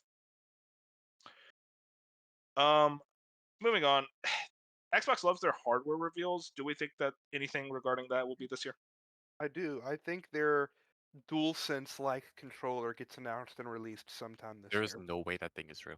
Wait, the There what? is that Horde controller. That's what you're talking about, right? I don't know if that's what the picture that's actually going to be. However, I do think they have a 2.0 standard controller that will release this year. There is no way that Horde design that they have is coming out. I'm not saying it looks like that. I'm saying their looks kind of like the successor controller. to the Xbox controller. I mean, playing some Sony games I've played recently, that haptic feedback and adaptive triggers are pretty nice. So I'd like. Yeah, it's kind of. I do think maybe they'll have some type of thing in regards to like maybe a haptic feedback built in. I don't know if Sony trademarked that. I assume, yeah, but like they can kind of call it their own thing. Yeah. But I don't know. Like there was that. Oh, that's the controller. Okay, wait, hang on. Dark sent a photo. that, that is not good. um, but yeah, I don't know. Like I don't think that's the actual controller, but like I do think like the Series X 2.0 controller is a very much a possibility. There was that one thing about the leaks in regards to that new console. I don't think that's this year. I think if anything, that's going to be a next year. If anything, 2026. It just seems like a little too early. I'll go out on a limb and I say that doesn't become a thing. And just I mean, outright not. it's not an upgrade. It's just different. I They forgot how it I was. think They removed the the they removed the disk drive. That's it for the Series Yeah. X. I think the next Xbox we'll getting will have more power than the one we currently have. Whether that's a Pro or they call it something else. I don't think there's It's a Pro not for a Pro. Xbox this Yeah, year. they're It's not not a gonna do Pro. a Pro. It's just a Xbox Series X or whatever it is. No, I think he's just saying in general the next Xbox hardware that we get, maybe not regarding into this year, but just It's in gonna be the general, the Xbox next. 720. Yeah, I don't. I just think, honestly, I could see when the PS5 Pro comes out, or like a year or two after that, Xbox just releases like their next console and kind of gets away from being lined up with Sony on releases. I think they could be pretty early to the game of a new console. I think I think that'll happen. I think we're reaching the point where like eventually consoles just aren't gonna exist anymore. Like there's gonna be like stop being. We're gonna reach a point That's where far in the future. No, I don't think that's anytime soon. I know Xbox wants that, but I don't think anytime soon we're gonna get that. I think we went over pretty much everything in regards to how we feel about Xbox. I guess I'll just ask this as like kind of the closing statement. How are we feeling about Xbox in 2024? Good year, bad year, best year, worst year? Just like overall thoughts. I'll go down the line. Bench. Let's I start think with it could be their best in a long time if everything hits right. But we've said that for a couple years, so who knows? you. I don't know why. Like when you said that, it sounded like you had tears in your eyes. Like, man, it's gonna be I the still best think year about yet. Matt Booty. Bro's No, had his dreams go rent free. Dark, how about you? What are you feeling about I Xbox don't this year? know like off the top of my head how every year for them was, but I think this year would be pretty good. Man, you guys are just giving me one sentence responses. Fusion, how about you? I think that I think we're going to walk out this year with Game Pass. Game Pass is going to look really good, but my hot take is it's going to still be the third-party publishers on Game Pass that carry Game Pass through the year. I think it's going to be a really good year for the first-party stuff, like Indiana Jones and stuff. But I still think Xbox is a year or two out from like their dream scenario, which it takes time. So like there's Of no course. fault to Xbox at all. I just think we're not. This feels last year felt like the start. This year feels like you're kind of like you're in the race, like you're now going through the race, you're going through the motions. But I feel like they're still not at like the point of hey, we're Xbox. This is what we do. I feel like they're just not. I don't feel like 2024 is the year they hit that yet. But it's definitely everything is pointing in the right direction. Moon, how about you? Yeah, kind of just going with what Fusion said, where I don't think it's going to be like their best year. I mean, obviously, there's going to be some people where like Indiana Jones is going to be like their new favorite game and stuff like that. And I think there's going to be some good third parties supporting like Persona, Metaphor, if that turns out to be true, and a couple others. But yeah, it's not Xbox's like dream year just yet. But I think it's definitely, as long as all the games come out good and like review well, it's going to be a good first step in the right direction. Whereas we thought last year was going to be, but then Redfall came, and then Starfield's like a mixed bag. So as long as like indie hits, Hellblade hits, and I forgot everything. Oh, Avowed hits. As long as the games are received well, I think we can start seeing this as like the first year of Xbox being on the track that they want to be on. And I hope it is. I hope it continues to be this good first party wheel to bring in they're exclusive, but also keep up with the big third party partnerships, because we can't deny that both are the reasons why you want to get on Game Pass, because yeah, you're gonna get a cool the experimental Xbox games, but the third party stuff I think does bring in a lot of people. I mean, it's the reason why I'm gonna be playing Persona on Xbox instead of, because I've played Persona 5 on PlayStation, so I consider that a PlayStation franchise, but I'm not gonna argue. I have Game Pass, so I'm just gonna play Persona and just download it from Game Pass. And that same with like a bunch of other games that have already gotten announced for it. So I'm just like, why? I'm just me saving money technically. I mean, I'm paying for Game Pass monthly, but in a way, technically, I'm saving money, and that's always going to rule over any kind of like brand loyalty I have.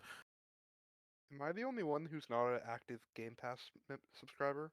I haven't had Game Pass in a year. I still subscribe, but okay, I'm gonna keep it $1.50. I usually just use my Xbox for like backwards compatible games because they are easily the best for that regard. But I'm then the it's like guy. new releases, nah. I'm the guy with Game Pass when like new game, like when Persona 3 Reload comes out and it's on Game Pass, I'll buy it for $15 that month. And then I'll cancel the yeah. subscription. Like I'll buy Game Pass when a big game comes out that I want to play. But other than that, no. But my last thing that I didn't say when I was talking about Xbox was I want it to be competitive. There's not a world where I want Xbox to die over. Oh Like yeah, it's 100%. just not what I want. Like we can be a Sony pony and all about PlayStation, but we still want competitiveness in the space, or we get what PlayStation is going through right now, where they're doing nothing because they haven't had to do anything for a decade. And say we don't want this. This is what PlayStation is doing and going through right now. They can get away with because of what Xbox has done the last decade. So like I want Xbox to come out here and show me the Game of the Year winners. Like give me a game on Xbox that finally is going to be at the Keeleys. Like that's what I want from Xbox year after year. And like think I that said, could I be think this they're year. getting there. I think they're getting there. Maybe one of the games this year. I'm not having high hopes, but like I feel like they're close. They're so close. Another thing I to think think I'm the about. guy who's gonna buy Persona for $70 on a PS5. it's Another crazy how. Okay, Dark, go ahead too. Oh my another gosh. thing to think about with like back to Fusion's point is that Xbox is like their tactics right now is completely different from Sony. So Sony, they do the third party big like cinematic movie experience and you know it's gonna be big. Xbox kind of just has a bit of everything for everybody. So from the outside, they're like a variety pack. You don't really know what the fuck you're gonna get. This is something good for everybody. And I not mean, yeah, everything's that's gonna why hit. I stay subscribed to Game Pass, because every Not time we everything get is an gonna hit, update, but there's always yeah, something for somebody. That's the thing. and there's So always like it's some like interesting I get what indie you're game or saying. something on there. I guess I mean I'm kind of with Fusion where I'm like, listen, we're not gonna get into this console war thing, but like yeah, my preferred platforms are PlayStation and Switch, but that's because Xbox hasn't been hitting for me the way that PlayStation and Nintendo have been hitting for me. But I do think that this is the year. I know we say this every year; it's a comedy routine, but like I genuinely think this is the year where Xbox is going to start getting games out. They are going to start getting those 8s, those 9s, maybe even some 10s from critics outlets where I want that critical darling game from Xbox. Even if it's a game I don't play. Like if Hellblade 2 comes out at a 93, that is fucking awesome, even though I'm not going to play that game. But that is fucking awesome. And I'm just sitting here like hoping that this is finally the year. And everything we see, it looks like it could be. And it all comes down to execution. And if they can hit those dates, if they can hit those release cadences, maybe even get that game a quarter. I want to have faith. I have faith. I think Phil and is such a strong leader, and he's genuinely someone who wants Xbox to succeed. And I think this is the year where he can finally let that leadership, that power, fully go into it. And obviously, Game Pass is still gonna be awesome. It's still a worthwhile $15 a month. So I'm excited to see what we. But that's everything in regards to Xbox. Sony ponies, bench, Fusion, wake up. We're gonna go right into I'm here. some other. When we Actually, talk about Jim Ryan. yeah, let's talk about Jim. Right. Let's Do talk you about think he's PlayStation. enjoying his vacation right now? Hey, he's not Yeah, on he's still. vacation yet. Two Yeah, more he's got a months. couple more months. And he gets to see his dogs or his cats or whatever the fuck. Yeah, his cats, man. there's- Don't disrespect no. his cats like that, man. Uh, moving on, we're gonna spend a bit less time on all these other stories as we really wanted to talk more about Xbox in general. PalWorld, game that came out today, has hit 1 million copies in 8 hours. This comes from George Yang over at GameSpot. PalWorld, the game that has been nicknamed Pokemon with Guns, has sold over 1 million copies in just 8 hours since its release into early access, and its servers are struggling to keep up.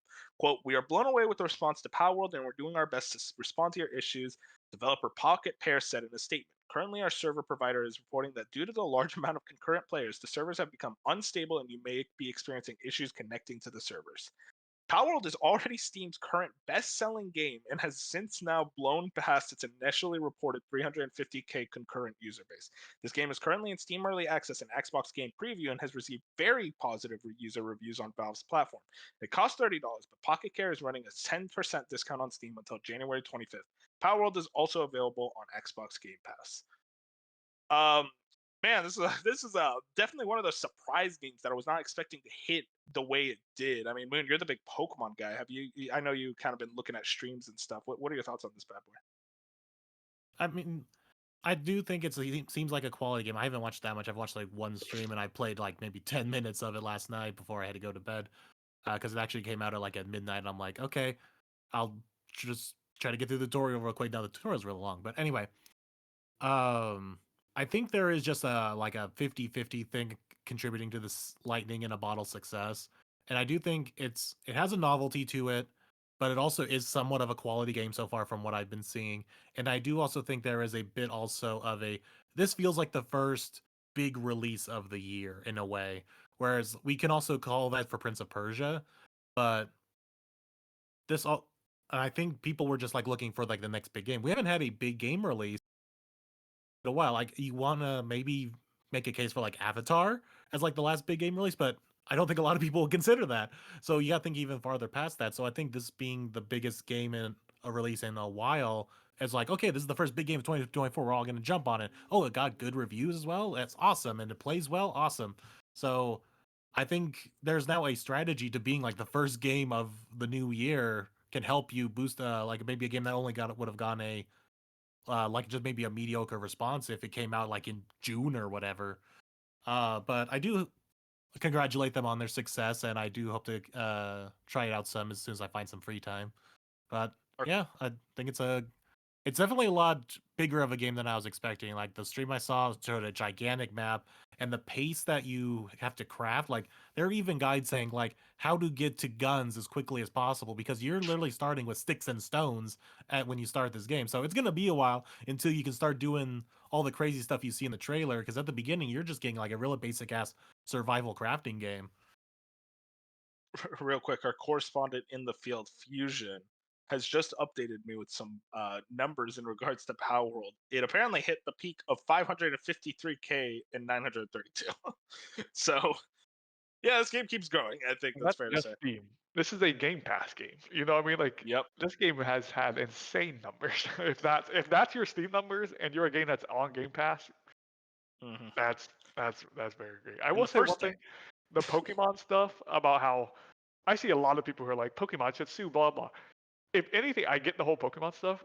This game, I've seen how no one is talking about how this game, every menu in this game is straight from Ark Survival Evolved. Like, Yeah. if anyone should be mad, it should be the Ark team over there, Team Wildcard or whatever, because like the Ingrams, like every Don't say single Ark. thing you do in this game is straight from Ark. I'm like, how is no one talking about the Ark aspect? They're all just looking at the Pokemon. I'm like, everything else in this game is straight up just like they took Ark and was just like, we're gonna make Ark with Pokemon. Like the Ark thing, I feel like is way bigger because making monsters in your like Pokemon-esque game. You know what I mean? Like the Ark stuff, it seems a way bigger deal to just take from someone than the Pokemon, in my opinion.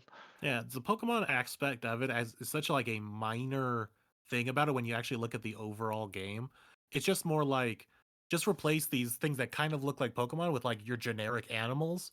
It would have just looked like another survival game. So I think that's like the key aspect to trying to sell this game is that you have this decent crafting survival game on it, but then you got all these like cute creatures that kind of look like Pokemon, and you're making them do slave labor and all this, like building your bases. So it's almost like a resource management game as well at the same time, which I guess is part of survival crafting games. But yeah, if they leaned in on the Pokemon thing because they knew that was going to get the most attention, when in reality their game is like this decent survival crafting game. So it's an interesting case all around. like the story of this game is just fascinating when you look at it. It starts off with the CGI trailer of people of like the meme of Pokemon with guns or whatever, or more mature Pokemon, and then it became a real game, and now it's actually like a good game that's gonna, because survival crafting games are really big like on Steam. Like we should not ignore that genre when it comes to at least Steam users. And now you got another good one that also has like these adorable creatures that you can market. It's a match made in heaven in a lot of ways. Moving on. Very excited for PalWorld. I'm not excited for it. I'm not going to play it, but I'm excited for the people who are enjoying it. But moving into the best-selling games of 2023, I thought this was a fun topic. No one clicked the link, right? I don't trust you guys. I didn't click the link. I I didn't. didn't click it. I saw your little thing that said don't click the link, man. I saw the but list like didn't on click Twitter it. like a couple days ago. Yeah, I already saw the list on Twitter. Okay, so Moon and Bench can't participate. No, I only remember number 1. I don't remember anything after that. Okay, cool. Okay. Wait, this is So the same looking- link that was posted in the server, right? Yeah, then I Yeah. posted. Yeah. Yeah, I seen it. Well, you can't Okay. remember them. We know your memory, man. Yeah, I just want to see if we can try to guess what the top 10 is from what you guys can assume. Wolf, I told You you. guys what can work number one together. Would be. You Listen, didn't believe me. listen. You didn't believe me. I didn't under. There's not even a Harry Potter movie. Where are these Harry Potter fans coming from? They're everywhere. They're everywhere. Where? It's the biggest normie nerd franchise ever. I swear to God, I promise you, I have never met a Harry Potter fan in real. I called people- Wolf saying that this was going to be number one back in January of last year. For Like, people My- who don't know, Spider-Man. there was a bet made on this. Yeah, well, Spider-Man's exclusive. You gotta think about that. Spider-Man's There was- Zelda. exclusive. Zelda sold like Zelda's 20 exclusive million. also. Zelda's exclusive. okay, well, you're not. Harry Potter had like 3 different releases throughout the entire Yeah, year. they had like 7 different They had types. the Like it was on every next gen, platform. then last gen, and then Oh. Switch. Yeah, that's the thing. That's the big thing you probably want to keep in mind is that yes, all the normie Harry Potter fans who are just very average gamers, they have Xbox Ones and PlayStation 4s, so they are going to be probably the biggest audience for the last gen. That's probably where it's sold the most. I would almost guarantee. Listen, guys, Wolf what's was so important is that passionate about this that he made a bet. I'm on wrong, this. okay? I'm not gonna get into the details of the bet. listen, I'm But wrong, one was good. okay? I expect the bet Move to be on. fulfilled soon. Fine. Stupid ass Harry Potter Hogwarts Legacy was number 1. Can you guys predict the other games in the Call top of 10? Duty was 2. I know that. Yeah, Modern Warfare 3. 3, Modern that Warfare gets a 2 was little. there as well. 3's a little weird. I forget. 3. Madden. That's what it was. Was it? I think it was Madden. No, I It's don't think Madden. Madden was that. Okay. Oh, really? Wow. Yeah, football Madden fans. was number 3. Yeah, football fans. That's you, Fusion. How is the I latest didn't buy Madden? Madden this year, so I don't know. Good man. Smart guy. Okay. Number 4. Wouldn't it be Zelda? Zelda. No. Because it's also only digital. Diablo? physical No, sales Diablo for not. Zelda. Oh wait, it's only digital sales. Yeah, Only Zelda phys- only has digital sales. Yeah, only digital sales. It's on the top 10. I know FC Soccer has to be up there. But EA it's not Sports 4. FC. Yeah, FC. That's number 10. Okay. Number 4 is Spider-Man. Yep. Number 5. That's Zelda. That's Zelda. Number 6. Honestly, number 6 surprised me a lot. I think I know Diablo Street was on the Fighter? list. It was Diablo. Okay, I It's- just didn't know where it was. Street Fighter is number 17. But yeah, Diablo 4 at number 6 is genuinely surprising to me. I forgot just how that popular game that sold well. franchise is. Number 7. This one's Wasn't that Modern Warfare 2? Yeah, that was I don't one. That was know. Modern Warfare. That's the 2. one I remember. Number 8. I have no idea. NBA Is 2K that- maybe? Is No, there was a that 2K Elden, on is that Elden Ring? No, Elden Ring was number 18. NBA 2K wasn't even on the list. Wow, I don't think that that's gets surprising. digital. Oh, I Unless guess maybe yeah. it- yeah. Yeah, What I is don't it, think it Wolf? counts digital. Number 8 was Mortal Kombat 1. Oh, And then I got that game last came one, out. and last one, number 9. I actually don't think you guys are gonna get this one. This one kind of surprised me. Is it an indie game? No, it's a AAA game. Is it a I think first party Indie's game? gonna be in the top 10. Forza. No, it's, no, it's man. Starfield. It's Starfield. No, not Starfield. Starfield was number 11. Forza. I don't know. Forza's not even on the list. Think Is of a this a PlayStation game, first-party guys. game? What is the big? What is one of the biggest IPs in the world? Like license. Star Wars. Star Wars. Oh, Oh, Survivor. Jedi Jedi Survivor. Survivor. Yeah, Jedi Survivor was 9. Wait, Once did you again, say- proving to why these companies are making licensed games. Did you say Mortal a good Kombat was like idea. 7 I or get why 8, they're making. Mortal Kombat was 8. and Street Fighter was 17? No, that's Yeah, Street Fighter was 17. Street Fighter fans letting me down, guys. Come no, on. No, that's Pete, normal. no. I'm Fighting talking games this are time. niched. Yeah, Mortal Kombat and Smash are the only ones. They're like Yeah, a league above. I guess thought like Mortal a Kombat and 92 Smash. Street Fighter would have turned the tide. I guess Street not. Fighter 6 No, sold 3 it did. million. Dude, It did. 17 is really good for Street Fighter. Fusion. You Street, don't understand. Street Fighter 6 is like the best-selling Street Fighter game in like decades. I'm looking Since for 2. top 10 next time, guys. That's what I'm looking for. I will say the rest of the list is also kind of funny. So 11 is Starfield. Number 12 was Super Mario Brothers Wonder, and that's not including digital. So that is crazy. Number Oh, yeah. 13 was Resident Evil 4. And number 14 was MLB The Show 23. Number 15 was Dead Island 2. Number 16, this one genuinely shocked me. Final Fantasy 16. Yep. I'm That surprised means- it got that high. That means But 16's at least sold more than 3 million. yeah, so number 17 is Street Fighter 6. Number 18 was Elden Ring. Always on top, baby. Still in the top 20. Number 19 was Mario Kart 8. Again, digital only, so that's fucking ridiculous for a 10-year-old game almost. And then number 20 was Minecraft. Minecraft's still Overall, killing it. Minecraft always there, baby.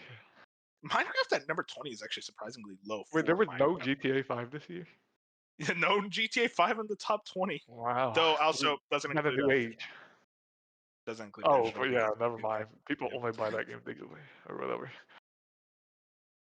Moving Yeah, on. because the only way you're getting GTA okay. this like around this time, It's where you're a- getting yeah. GTA 5 is digitally or a pre-owned store, which they're not going to I just count that. I bought GTA 5 digitally for the first time a couple months ago. The GTA 5, it goes for like $20 now. So I assume with the digital sales, that would be a lot more. I mean, hey, maybe they got everyone who didn't own GTA 5 before. Maybe they finally figured it out. Moving on. This one's an interesting one. This comes from Tom Warren over on Twitter. Halo Infinite is shifting away from seasons starting January 13th. Or 13th. That was already passed. January 30th, operations are replacing seasons with content updates planned too. January update will be known as Content Update 29 or CU 29 instead of Season 6. Okay, Halo players. Anyone here? Because I don't know what this means. Crickets. Okay, so the way that it works is that the season that you think about like Fortnite, they have the big season like every couple months. And then Mhm. in between they would have these mini battle passes, and that's what the seasons were. The thing is, nobody really cared about the seasons and about the battle passes. Only the mini seasons was what got player engagement. So they're just saying, okay, we're just gonna do the seasons then. Interesting. You think that this is an overall positive change? Yeah, so the thing with the battle pass, it was like 100 tiers. The season battle pass is free, and there's like 20 tiers. I'm not sure if they guys are I don't think they guys are charging or anything like that, but it's just it's better overall. It might get more people into it. I'm not sure, but yeah, that's what the change is. I think the more exciting Halo exciting. news is they announced today that the esports side, the competitive side, they announced the lands for those guys. That's pretty cool. The dates, you know. No one here likes Halo competitive. Okay. Damn, I'm sorry, Fusion. Yeah, I wanted to see a Competitive pregnant games in pause. general. Okay. I'll Like, probably sorry, go. Bob's not I here. guess. I'll probably go. There's one down the road. So I mean, yeah, like I hope the esports scene is doing better. I always kind of hope. I'm happy for you. You didn't seem Moving happy. on. Moving on. This comes from Wesley Yinpol over at IGN. Still on the Halo train. Unannounced Halo Battle Royale reportedly shelved. Reportedly is the keyword here. An unannounced Halo Battle Royale was reportedly canceled, according to Xbox Era co-founder Chef Shoal Nick. Speaking on the Xbox Era podcast and as reported by Eurogamer, Chef Shoal Nick says the Halo Battle Royale was no longer in development. IGN has asked Microsoft for comment. Do you guys believe this first and foremost? And second of all, do you like if you do believe it, why do you think is the reason for its cancellation? Yeah, I believe this. I think the reason for its cancellation we also saw moving away from seasons. In 343, I think is just done putting all its egg. I think they're moving on to what's next. Yeah, no, I so there don't was an agree with that. interview. No, that's true. There was an interview with one of the heads at 343. But I've been following the news as it's been trickling out. And he can't say anything obviously, but he said if you pay attention to the job listings, you get an idea of what's going on with us and what we're doing. The job Yeah. listings are for Halo 6. they're Halo- moving. So okay, that is the question. Do you Well, guys not think Halo. it's going to the be a next Halo? mainline- It's the next mainline Do, Halo. It's do gonna you be Chief. do you think it's going to be you get the next Halo game, but Infinite is the multiplayer? No. They're I think moving away they. from it. The whole now. I think nobody was happy. Infinite has gotten better, but nobody was happy with how The that game campaign turned was a out. success. They liked how the campaign went, but in terms of like multiplayer, people were and things, happy. it wasn't good. People were happy with the multiplayer for the first couple months, but like Because then it was like, oh was wow, we're good just to not play getting Halo, content. but the content didn't work out that well. Yeah, they say I think at launch, Halo Infinite was the best shooter that's released in 5 years. They know Now how it to make didn't good last that shooting long, games. but it was They just need very, to very have good a at good launch. roadmap and like content actually out in the game. You can tell that most of the time in Halo Infinite was put into the campaign, which works because the campaign was good, but they may focus more on multiplayer. I mean, there should have been like Halo DLC, campaign DLC, and stuff. That should have been planned years ago. But Yeah, obviously, they that's not folded gonna on the happen. content badly. But the job listings were talking about the next mainline Halo entry, so it is going to be Chief. I think there was also rumors about like another Halo Wars, and if there is, I'm all for it because Halo Wars is awesome. Let's just get that team on another franchise. Am I right? Yeah, let's Yeah, get I mean, Halo like to with a some name more. like 343, they're kind of stuck. They were made for Halo. same thing. with the Literally, they Prohibition. were made for Halo. Like, they were built. Oh, that's funny.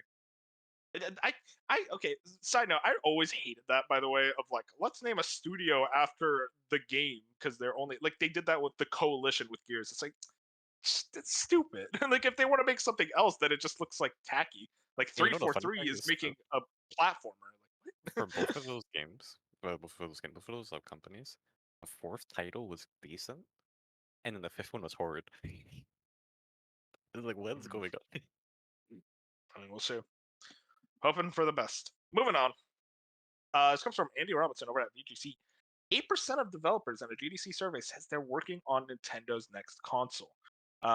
This newly published 2024 GDC State of the Games Industry survey asked over 3,000 game developers across indie and AAA studios questions about their work, including which platforms they're currently creating games for. For the first time, nearly 250 people said they were working on titles planned for the Nintendo Switch successor. Separately, 32% of developers surveyed said Nintendo next console most interested them right now, behind only PlayStation 5 at 41% and PC at 62%. What is happening with these PC gamers? Yeah, so I guess this really just comes down to this classic when there's smoke, there's fires. Yep. This is like the Situation. worst kept industry. Like everybody. We know loves it it. exists. You're not starting development on a Switch game in 2024. That's just not happening. It's very clear. Like the Switch 2 is a real thing. It's going to. The question really is if it's this year, which obviously we'll get into all that hijinks when we do I mean, State of Nintendo. But we can all agree it'll be this year with an exclusive 3D Mario game. We all agree. I don't know about that. listen, I think this is a this was a bet. I there want is to a go bet. into this. There is a bet in place. If So the next Switch will come out, well, not the Windows Switch 2 or whatever the fuck, the Super Switch. The bet is, will there be an exclusive Mario title exclusive for the new thing? I say no. Wolf and Bench say yes. That's the bet. Well, that's the thing. So to point out, Dark, and he's with Bop on this one. You know, freaking the Xbox fans. Yeah, I fighting don't know against how us. much his board matters. But they're very much on the side that they're like, yeah, sure, if there is a 3D Mario, it will be on the Switch and the Switch 2. Me and Bench, we think Switch 2 exclusive. Fusion thinks he's on Dark's side. Well, Fusion Unmute yourself. doesn't matter on anything. Unmute so. yourself, Fusion. Speak out. You know what, guys? Let us know what you know in the comments about. I this. just- This is a I genuine don't- question. I don't think we get Mario this year anyway. So We're talking about Okay, the fair Kind of successor. skeptical on that too, to be honest with you. I think, well, come on, Mario. Odyssey was 7 years ago. yeah, Like, but yeah, I think they release with something else. It's Right? not launching gonna with Metroid. it's They're gonna be not Metroid launching a Prime, right? system with Metroid. That's They're never I happened. They're launching with both. You know what, They're Binks? launching I'm with gonna say it. You remind me a lot of Matt Booty. Okay. Yo! Honestly, though, Fusion, we're beefing now. I'm gonna shit on The Last of Us here in like 30 minutes. You already did. I saw the DMs. Is he okay? Well, you know, then we don't gotta get into that. But anyways, Moving. let us know what you guys think in the comments. Will it come out as an exclusive? And or smash not? that like button while you're down there. Hashtag fire Matt Booty also on there. Yeah, No, make don't sure do I that. Matt would Booty keep on that. personally watches this video. We need Matt Booty on the show. No, we don't. I'm leaving. We are now. open to interviewing you, Matt Booty. We will No. interview you. Bench will be there. We're gonna grab him, put him in a harness so he can't leave. He will I'm hurt you, I down. promise. Moving on. Okami Games has this one. Square Enix CEO says they want to slim down their release lineup to ensure the highest quality. We have tried to produce hits by developing a wide variety of titles rather than focusing only on certain ones. I believe that this has resulted in the splintering of our resource pool. The market is increasingly polarized between blockbuster and indie titles, but I feel that we have developed many titles that fell somewhere in the middle. I want to make clear distinctions going forward.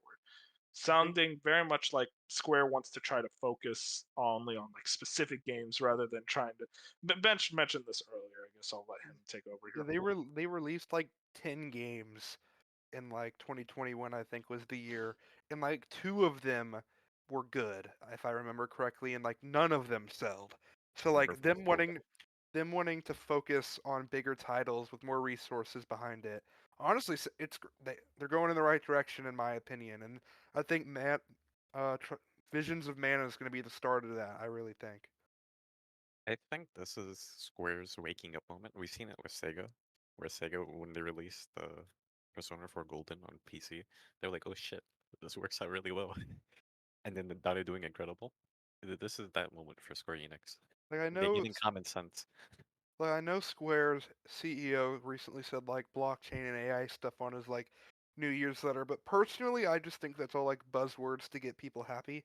I just think, but because everything else he's doing, he's made really good strides in the like not even year he's been with the company. So I think this is they're doing good right now and a good future for Square. Um, I did find some comments online pretty funny where it's like, oh, maybe they can make like a Tomb Raider game or like this type of game. And then, oh wait, no, they can't because they sold all those to Embracer Group.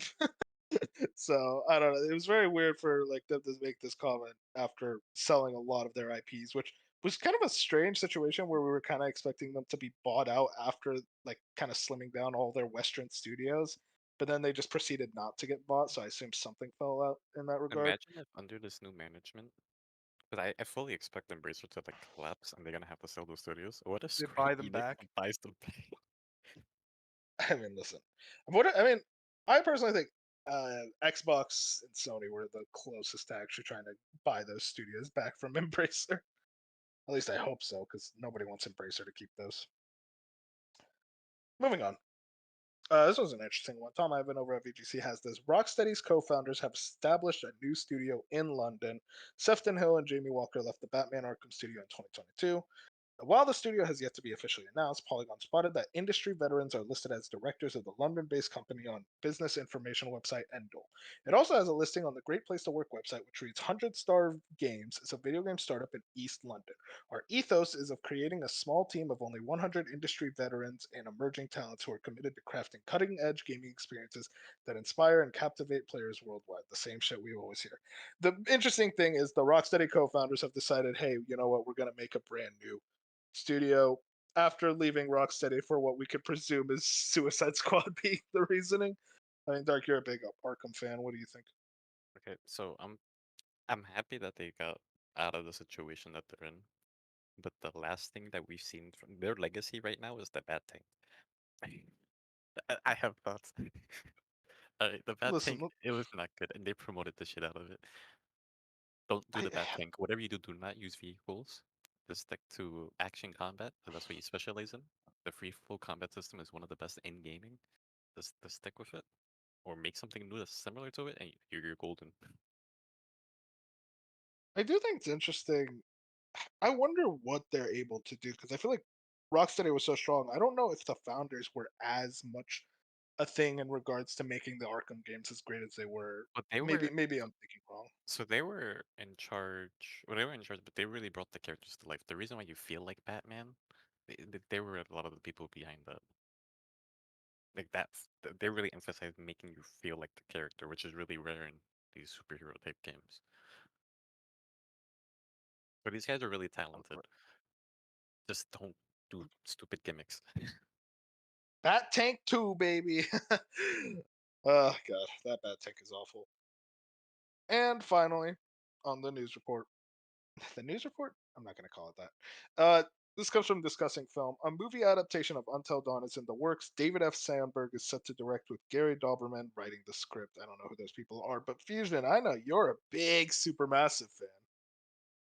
Oh yeah, dude, you know me. I'm so excited for this. A movie, like a video game movie and Supermassive, like I'm in right here. This is it. No, I just no thoughts. Like I think Until Dawn's story is really cool. So like I think this is actually really good from a video game perspective to be a movie. But other than that, it's just like I don't know who asked for this. Did anyone ask for this? I mean, you kept seeing those people who were like, "Oh, Until Dawn would be a great movie." It's like, yeah, because it's a like cinematic Yeah. game. Like, I don't know why we need to make They this a somehow movie. But failed this movie. I don't know what to say at this point. I think they yeah, could just copy genuinely. the They script. won't, but I just said they could copy the script. I think the movie would be pretty good. Like it wouldn't be Yeah, no people will. crazy movie. It'd just be a fine like horror movie. Like that's what it would be. I will say they Little have like the opportunity to do the funniest shit though, and make a bunch of movies with different endings, and then just distribute them at theaters, and it's completely random which one you get. That'd be You didn't come crazy. up with that joke. I saw that on Twitter. I know. I'm calling you out. But no, dude, I honestly really Granted, hope that they joke's do been that. around since the game came out, so. Because I think there was another movie like years ago that did something similar. They had like 2 or 3 different endings. I'm not the person to ask about that. I do remember what you're talking about. I just don't remember the movie. Yeah, I don't remember it either. But I know it existed. But that's everything in regards to the news. Pretty much like a slow news week, but a lot of Xbox. But now we get to talk about what we've been playing, and I know someone here has been super excited to talk about all things that he's been playing. He's been hyping up the podcast the whole like week. Like I can't wait to talk about everything that I've been playing. So Bench, I think you should go last. Save the best for last. Fusion, let's hear what you've been playing. That's so messed up. Man just left the call. She has to go sit with Matt Booty in the corner. Anyways, what have I been playing? It's been so long. Okay, Well, well, you spent like an entire month playing Red yeah, Dead Redemption. I did. So. I spent an entire. I wanted Binks here to hear my Red Dead spiel, but okay, he's There he is. back. Okay, There he awesome. is. Binks, I've needed you for my Red Dead Oh, conversation. Red Dead. Yeah. I'm I gonna would. go take a nap. I played. It did take me a while, a few weeks to a month at that. I really enjoyed it. This was one of the big swords on my backlog where I was like, I need to beat this video game. Like it was just there. Like now that I know when I stopped 5 years ago, I was genuinely probably 8 hours away from completing this video game, and I just didn't. So now going back and replaying the entire time, like the entire thing, it's a very good video game. Like it's Masterpiece, just some would say. some, not me, but some. It's a very good video game full of really good characters, and Arthur is one of the best just fictional characters that I've had the pleasure of like being in his shoes and like hearing his story and everything. Like it's a really good game. I still have flaws. I still think it has flaws that a lot of people just don't talk about and give a Rockstar pass. Sorry to the Rockstar fans, You but think they're flaws? I mean, yeah, I think a lot of people would say the same. But As someone who's a fanboy of this game, it has flaws, um, specifically in regards to the gameplay and the world You exploration. have to match and how 8 they handle runs it. still. Why is this a yeah, thing? like Ow. So like it still has that, but it's awesome game. Like I'm very happy I went back and played it. Like there was another time when I was replaying it. There was really slow parts, but there was never a time where I'm like, I should have not went back and replayed it. Like there's still some of the like coolest and greatest like missions and set pieces in gaming and like the last maybe ever, but especially in the last decade is in this game, and it's just like it's just a good time. It makes me I don't know if it makes me more excited for GTA 6, but it makes me feel like they're going Give to you do. confidence. Yeah, they're going. I fully believe Rockstar would deliver. I just like, but at the same time, the issues I have with Red Dead Redemption 2, I'm like, I can 100% see that still being an issue in your GTA game. But anyway, that's a whole. run. Yeah, that's a whole That's the whole Rockstar thing. chances. I played some indies that I'm not going to name because no one here plays indies, so it won't matter. Um, and then I just recently beat Crisis Core because Rebirth's coming out. So I was like, okay, finally, Crisis Core. I bought Crisis Core like forever ago, and ever since it like came out, ever since I beat Remake, I was like, okay, I gotta beat Crisis Core. I finally sat down for a week and played Crisis Core. It's a fun little game. Like it's nothing crazy. I think the story does add a lot to like going into Rebirth and like Remake. Like it helps add on to like certain characters and like set the plot of the world up. But the combat is as mediocre. Like it might be worse than Red Dead Redemption 2. I'll be honest. Like it's not No, great. Red Dead 2's combat is more fun than this. Oh, Like, that The fucking combat is great. I would that agree. Red Dead goofy combat is ass better than roulette. Crisis Core's combat. No, that roulette wheel. I'm just like, what the fuck is going on here? It's so Yeah, silly. like I think it's a good game. You add some cool characters. You see, it's cool for me because I played Remake first, so it was cool for me to see like certain characters in Crisis Core that I didn't think would show up the Crisis Core. Even if they weren't like big moments, they still had like their little like few moments in the game. So I thought that was neat. Zach's a cool character. I thought it was a good game. I'm happy I played it, but I will say, Moon, I know you're like on the edge after you saw gameplay of Crisis Core. You can 100% watch Crisis Core on YouTube, still maybe get the same experience. Like I do watch. not think you have to play Crisis Core if you fully do not want to commit 12 hours with that combat and everything else. Just watch the cutscenes. Now Like everybody's cool with watching things. but no, I no, agree I'm with like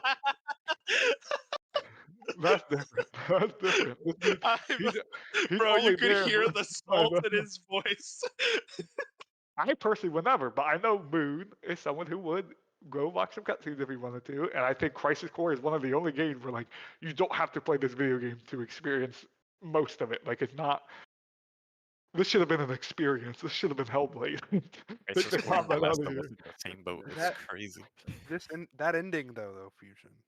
It People was the best, overhype the the hell best out part of the of it. game. no, It no. was We're not going to get fine. into the spoilers here or any of that, but Wolf it was. is wrong. It's probably the only. I'm always okay, wrong that's it. apparently regarding It's the this best series. part of the game, probably. So it has that going for it. I I'll guess. give it that, yeah. But it's yeah, it's a definitely good the best game. part. That's what I've been playing over the month. So someone else who's probably played a million more games than me can go after that. Yeah, I made the joke towards Bench earlier, and I do apologize, Bench. So I think Moon should go next. You saved the best for last, man. You'll get your time. Saving the best for last. You get to go last. Moon. Oh, I was just starting up an episode on Netflix. Okay. Oh wow. So I didn't really play a whole heck of a lot. I wrapped up. I can't remember if I talked about on the last episode what I played last, but just moving on from the starting of the new year. Instead of playing Crisis Core, I played the intermission DLC for Remake, which I knew I needed to get around to. Which that was a good time. It was nice to get back into that combat to like refresh my memory because Remake was 2020, 2021 or something like that. So it's been like 2-3 years now. So it's good to get back into that. And then after that, because it only took me like maybe 3 days to beat or so, two, I can't remember. And then I decided to declare myself January a sequel month. And so I first started with Uncharted 3, and it was a fun time, but it was nothing like to really write home about. That caravan scene was really cool, though. That was a fun mission. That was just an overall just awesome mission. Wolf is crying right now. And then He's in shambles. And then currently, right now, I'm on Gravity Rush 2 because I don't know why I put this on myself, but I said no JRPGs until Persona, even though I could be playing. I was gonna play. Granted, it's not a JRPG, but I was gonna possibly play Phoenix Wright 2. But then I also thought of maybe Mass Effect 2, and then I just recently remembered, like, oh, I could play Ori 2 as well. So I might try to play Ori 2 before Persona comes out. Granted, I also just bought Prince of Persia. I just bought that. It's coming in the mail in the next couple days. So I don't know. Maybe Ori 2 will have to take a backseat to Prince of Persia. So hopefully next week you can hear me talk about Prince of Persia next week. But that's it. Oh yeah, let me just talk about Gravity Rush 2. Gravity Rush 2 real quick. It's more of the same so far, but at least the combat is a little bit more tightened. Like it was real loose of very. It's gravity, so it's floaty, yes, but it feels more precise this time around, which I think that's just because this game was made for a PlayStation 4, where the original was made for the Vita. So I think that's pretty sure that just has something to do with it. But story's mid, everything else. Combat still is mid, just even though it's better than the first game, it's still mid. This whole game so far has just been like, it's not bad, but it's not great either. But I'm also just now remembering that it's a 20-hour game, and that's kind of like I don't know, I don't want to say dissuading, but like it's more like, oh, I have so much more to go. So hopefully the story picks up. But yeah, that's about it. I don't know who we want to pass it on to next. I have a question real quick. Yeah. After playing Uncharted 3, can you rank the 3 Uncharted games you've played? If I can remember, I played 1 and 2 so many years ago. Oh, it's been that long? Yeah, it was a good couple of years ago now. I would say I think 2 was slightly better. From the few things that I remember from 2, I kind of liked them. 3 had a couple cool, really cool scenes. I will say Uncharted 3 is definitely like way up its own ass a couple times, because there were times when you're just climbing on the side of something and the camera will just pull out for no reason other than look at this big set piece. And then it'll go right back in onto Nathan Drake. I'm just like, okay, what was the point of that? And it did that like 3 times in one chapter. I'm like, why? But my problem with the Uncharted games is the combat for the most part. The puzzles are all fun, like the puzzles have been good, and the characters and story are all good. So that's what kept me going. But it's just the combat was just uninteresting. The only time it got interesting was, like I was saying, during that caravan scene, where if you don't know what I'm talking about, but you're on a horse chasing on all these other cars, and you got to jump from car to car, taking out enemies as you go along. And I thought that was a really cool set piece. But yeah, besides that, it's a good. I like the characters. It's like they should make a movie out of this. Oh wait. Respect. And it's a great movie too. Mark Wahlberg, best Sully ever. So I don't know if we want to move on to Dark or if Wolf is back Is to is talk. Wolf back? I don't think You so. back? Otherwise, Is your mic you would muted? turn to. His mic's probably muted. He's a weirdo. All right, so you can go Oh, on to damn it. Dark, or if Bench can wants go to Dark. start. No, Nah, we'll you give do it it to best Dark. alone. No, we'll give it to Dark, man. No, I'm gonna just Yes. start talking. Well, Dark and Bench are gonna be about as long as No, each I'm gonna other. I So know. blast through mine. Okay. I'm not gonna stick on mine for long. Alright, so I started up. I have a decent list. So I'm just gonna blast through these. Spider-Man PS4, a really good game. Highly recommend it. Can you Then rate I each went. game as you go by? Like Spider-Man PS4 number, you know what I mean? Okay, so you want me to do a number rating? Okay. Yeah, each time, each game. Spider-Man PS4, I give it a 9. Final Fantasy 7R, I think is highly overrated. I'll probably give it an 8. Okay, Speaking no, of stories, I Fuck mean, you. I regret I, asking for that. I yeah, think the game has way too much padding. The combat's a lot of fun, but that's about it. Oh, and the story characters, I always loved the Final Fantasy 7. Yeah, Honestly, Love not that. a big I'll, fan of Dark right now. I'll respect the Um, numbers. Mario RPG, I gave it a solid 10. I love this game from start to finish. It's super bright and vibrant. This is very much your very first like baby's RPG, but it works really well for what it is. Near Replicant, give it 8.5. I love Nier, but Yoko Taro has a lot of his bullshit in this game, especially when you want to get the true ending. God of War 1, I love to death. I'm going through the entire series. I'd probably also give it an 8.5. It's a lot very clunky in some areas, but dude, it's also like fucking almost 25 years old or some shit at this point. Ratchet and Clank 1 and 2 I went through. These games is fucking incredible. Easily becoming one of my favorite franchises. I give them both a 9. I then switched it up a bit and I went into a visual novel called Witcher the Holy Knight. Incredible story. I give it a 9. Um, then I played Metroid Zero Mission for the first time, but I was going through the Metroid series. This is like Mario RPG. This is like baby's first Metroidvania. It's really good for that point, but the platforming is really shitty. Like it's not as precise as Red is. So for that, I just gave it a 9.5. And then today I beat Prince of Persia: The Lost Crown, which is one of the best Metroidvanias of all time. It stands up there next to Symphony in the Night and Super Metroid, in my opinion. It's easily a 10 out of 10. Like, this game being as good as it is was not on my bingo card for this year. Is it? Do you think? Because you played them both at this point. Do you think Prince of Persia has a better chance of getting to the Keeleys for Game of the Year this year Yes, than 100%. Hi-Fi Rush had last year? Yes, I think this is a game of the year contender. Okay. The amount of quality and care that went into this game is absurd. I was not expecting it whatsoever. The boss fights on this game are fucking incredible. Like they will beat your ass, but everything is fair, and it's a great feeling. This is definitely the year Metroidvanias. Silk Song soon. The real leader of Metroidvanias, but yeah. Is Wolf still not bad? No, I think he is. I don't know. Let's just go on the bench. All right, bench. So I'll also do a number rating for everything, and then round back to like 2 or 3. Red Dead 2, 10 out of 10. Loved all of it. God of War Valhalla, probably a solid 7 out of 10. Very overrated. Pokemon Shut DLC. up, bench. I come back to this bullshit. God of War I maybe. don't like roguelites. Yeah, it's oh no, it's a me problem for sure. I just found out I didn't like roguelikes. Story was good though.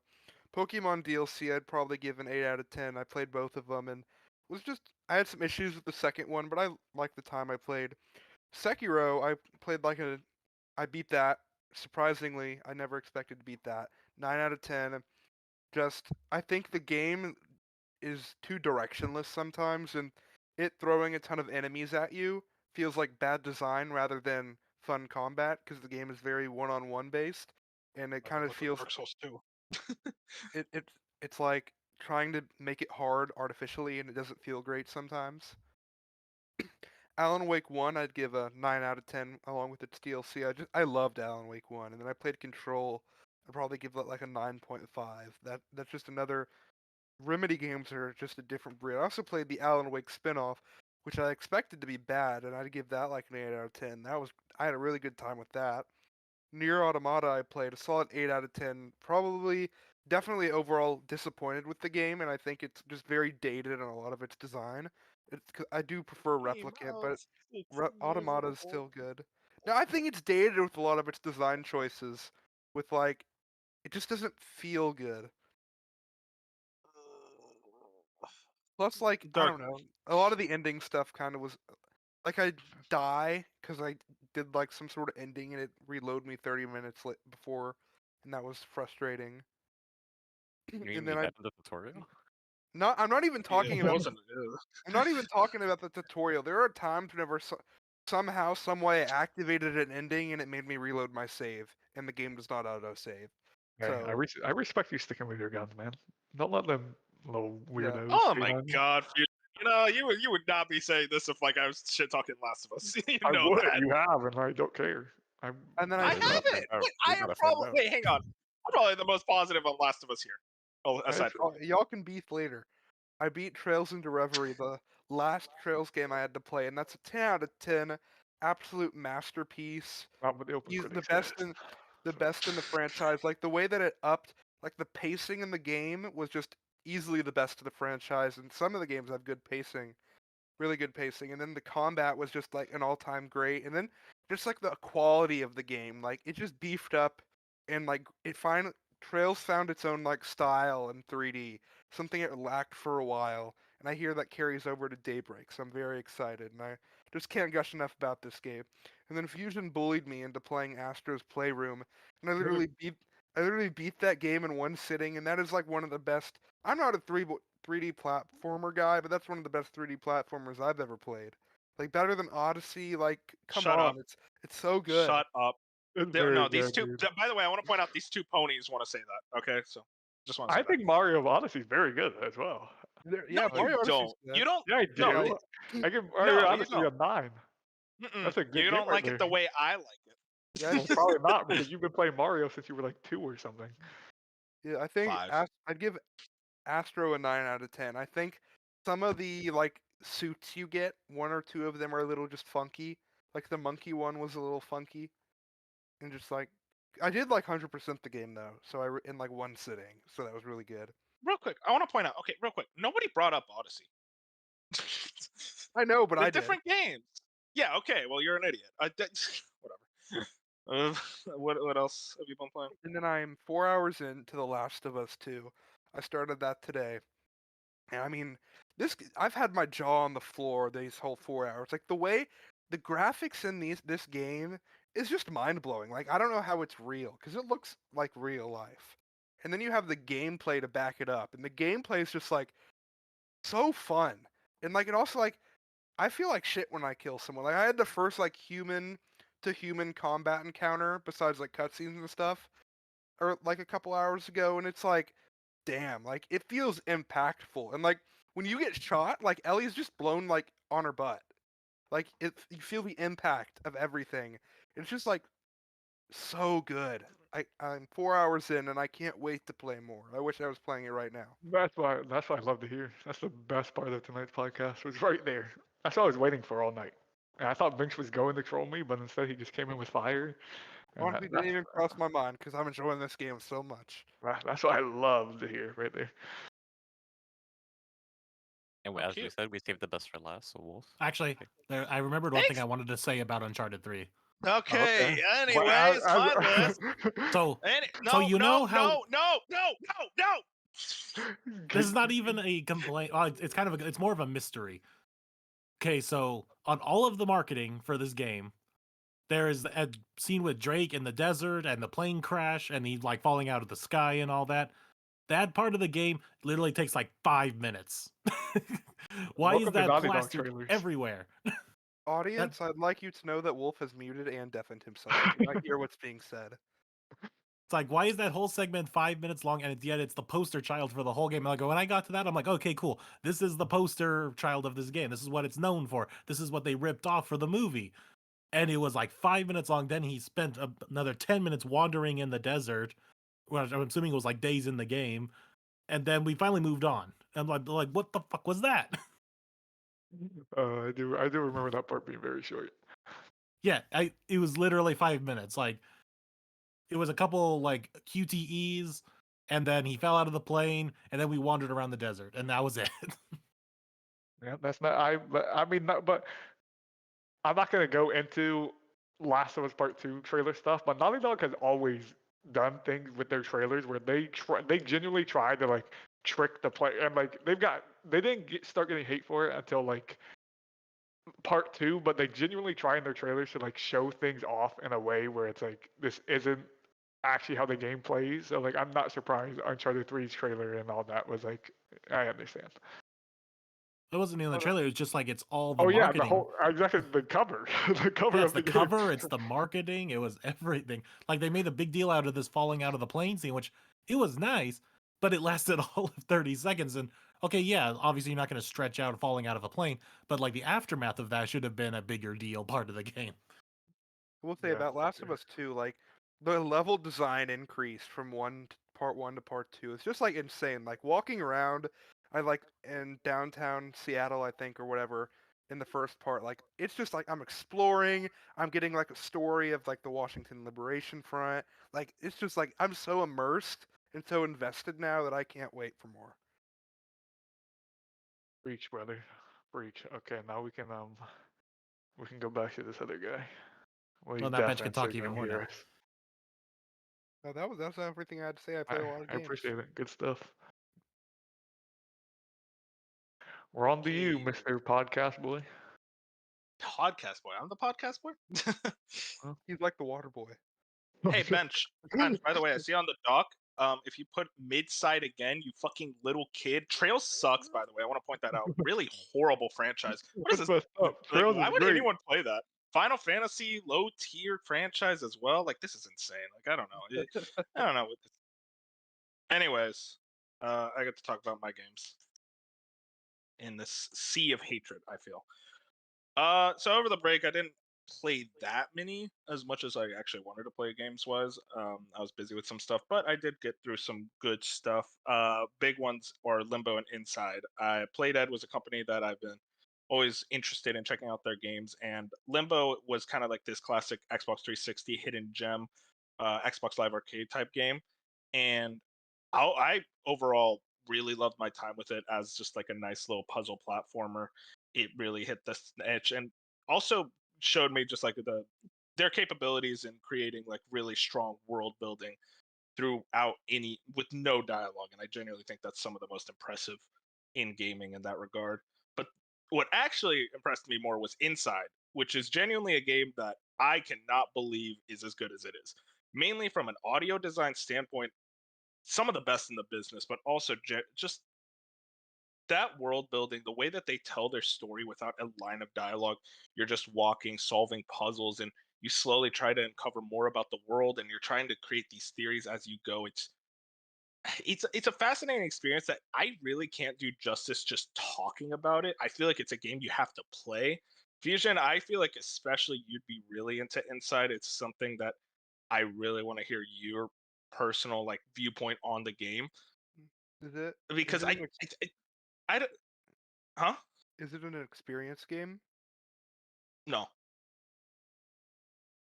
it's not an experience game. I don't think I would call it that because it is genuinely like really strong puzzles and like the platforming is very solid as well.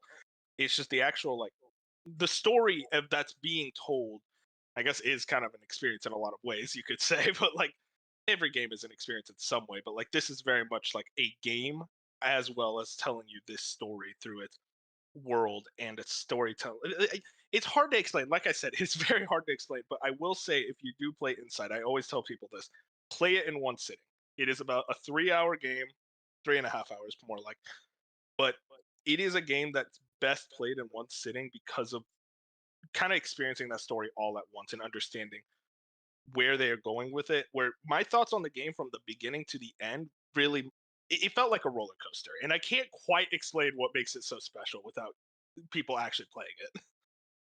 I will say, it's gonna hurt you. I almost played it yesterday.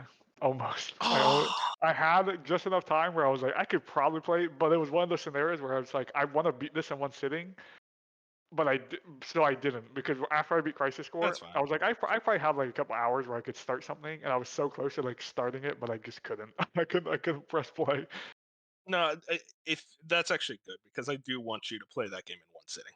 Like it is definitely one of those games that like it is expanded upon it greatly because of its one sitting experience. And then moving on, I played the Crisis trilogy. All I want to say about the Crisis trilogy, that is the most man. Those are first-person shooters. I'm a sucker for PS3 era FPS campaigns. Like those are just some of my favorite games to go back and clown on.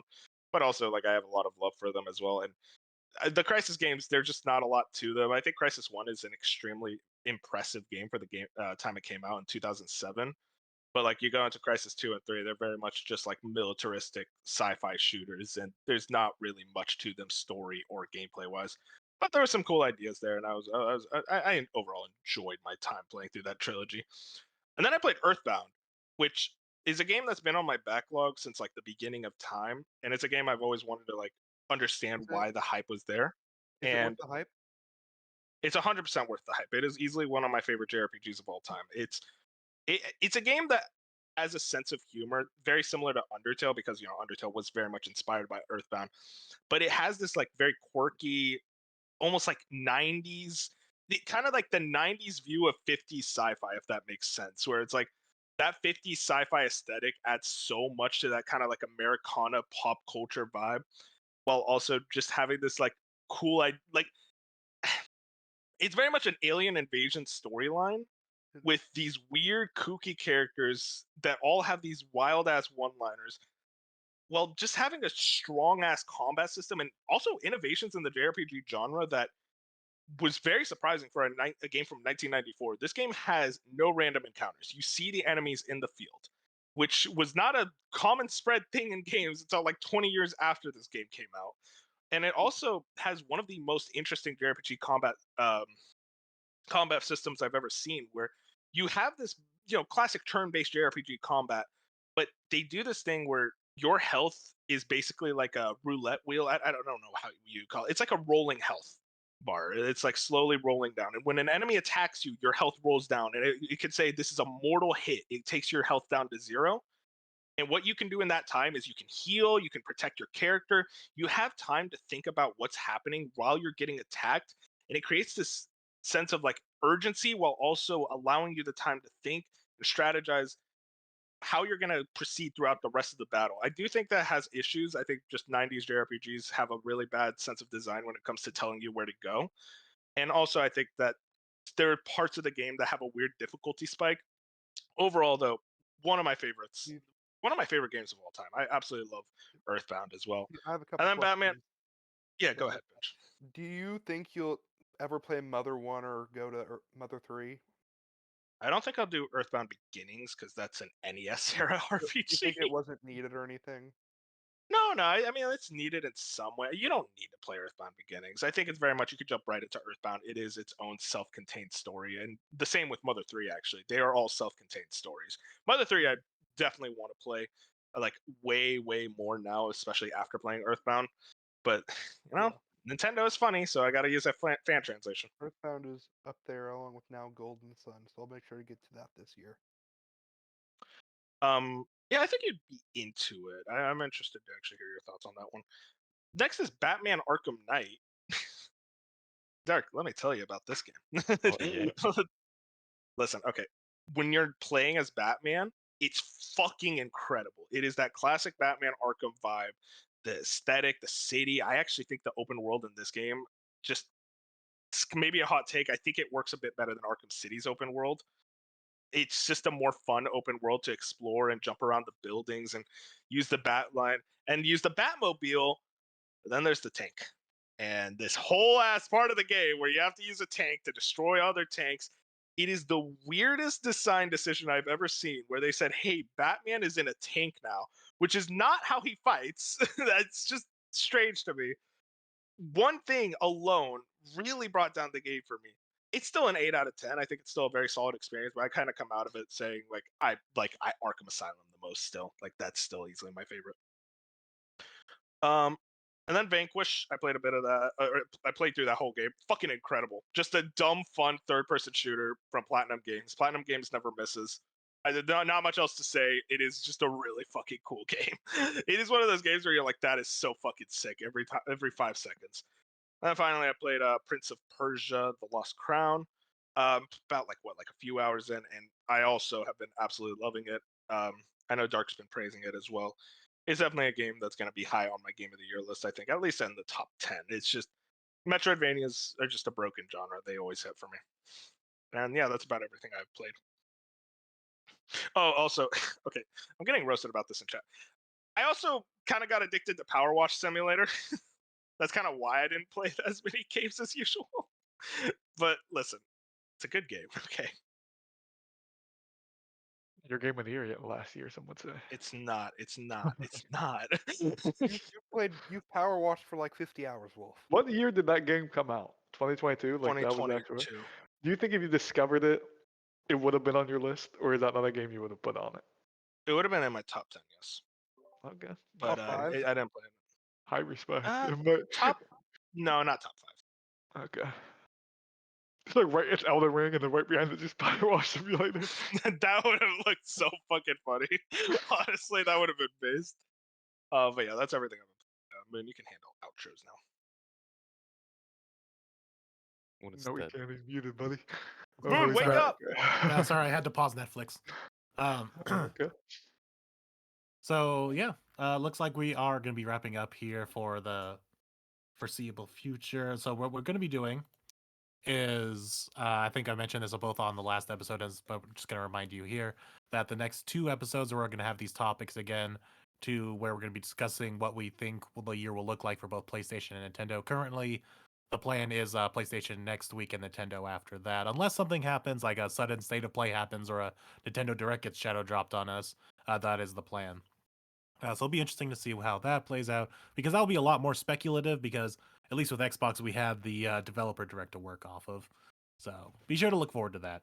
So it's a good way to start off the new year with a nice almost 3-hour long episode again. This is becoming a regular for us. This is a problem.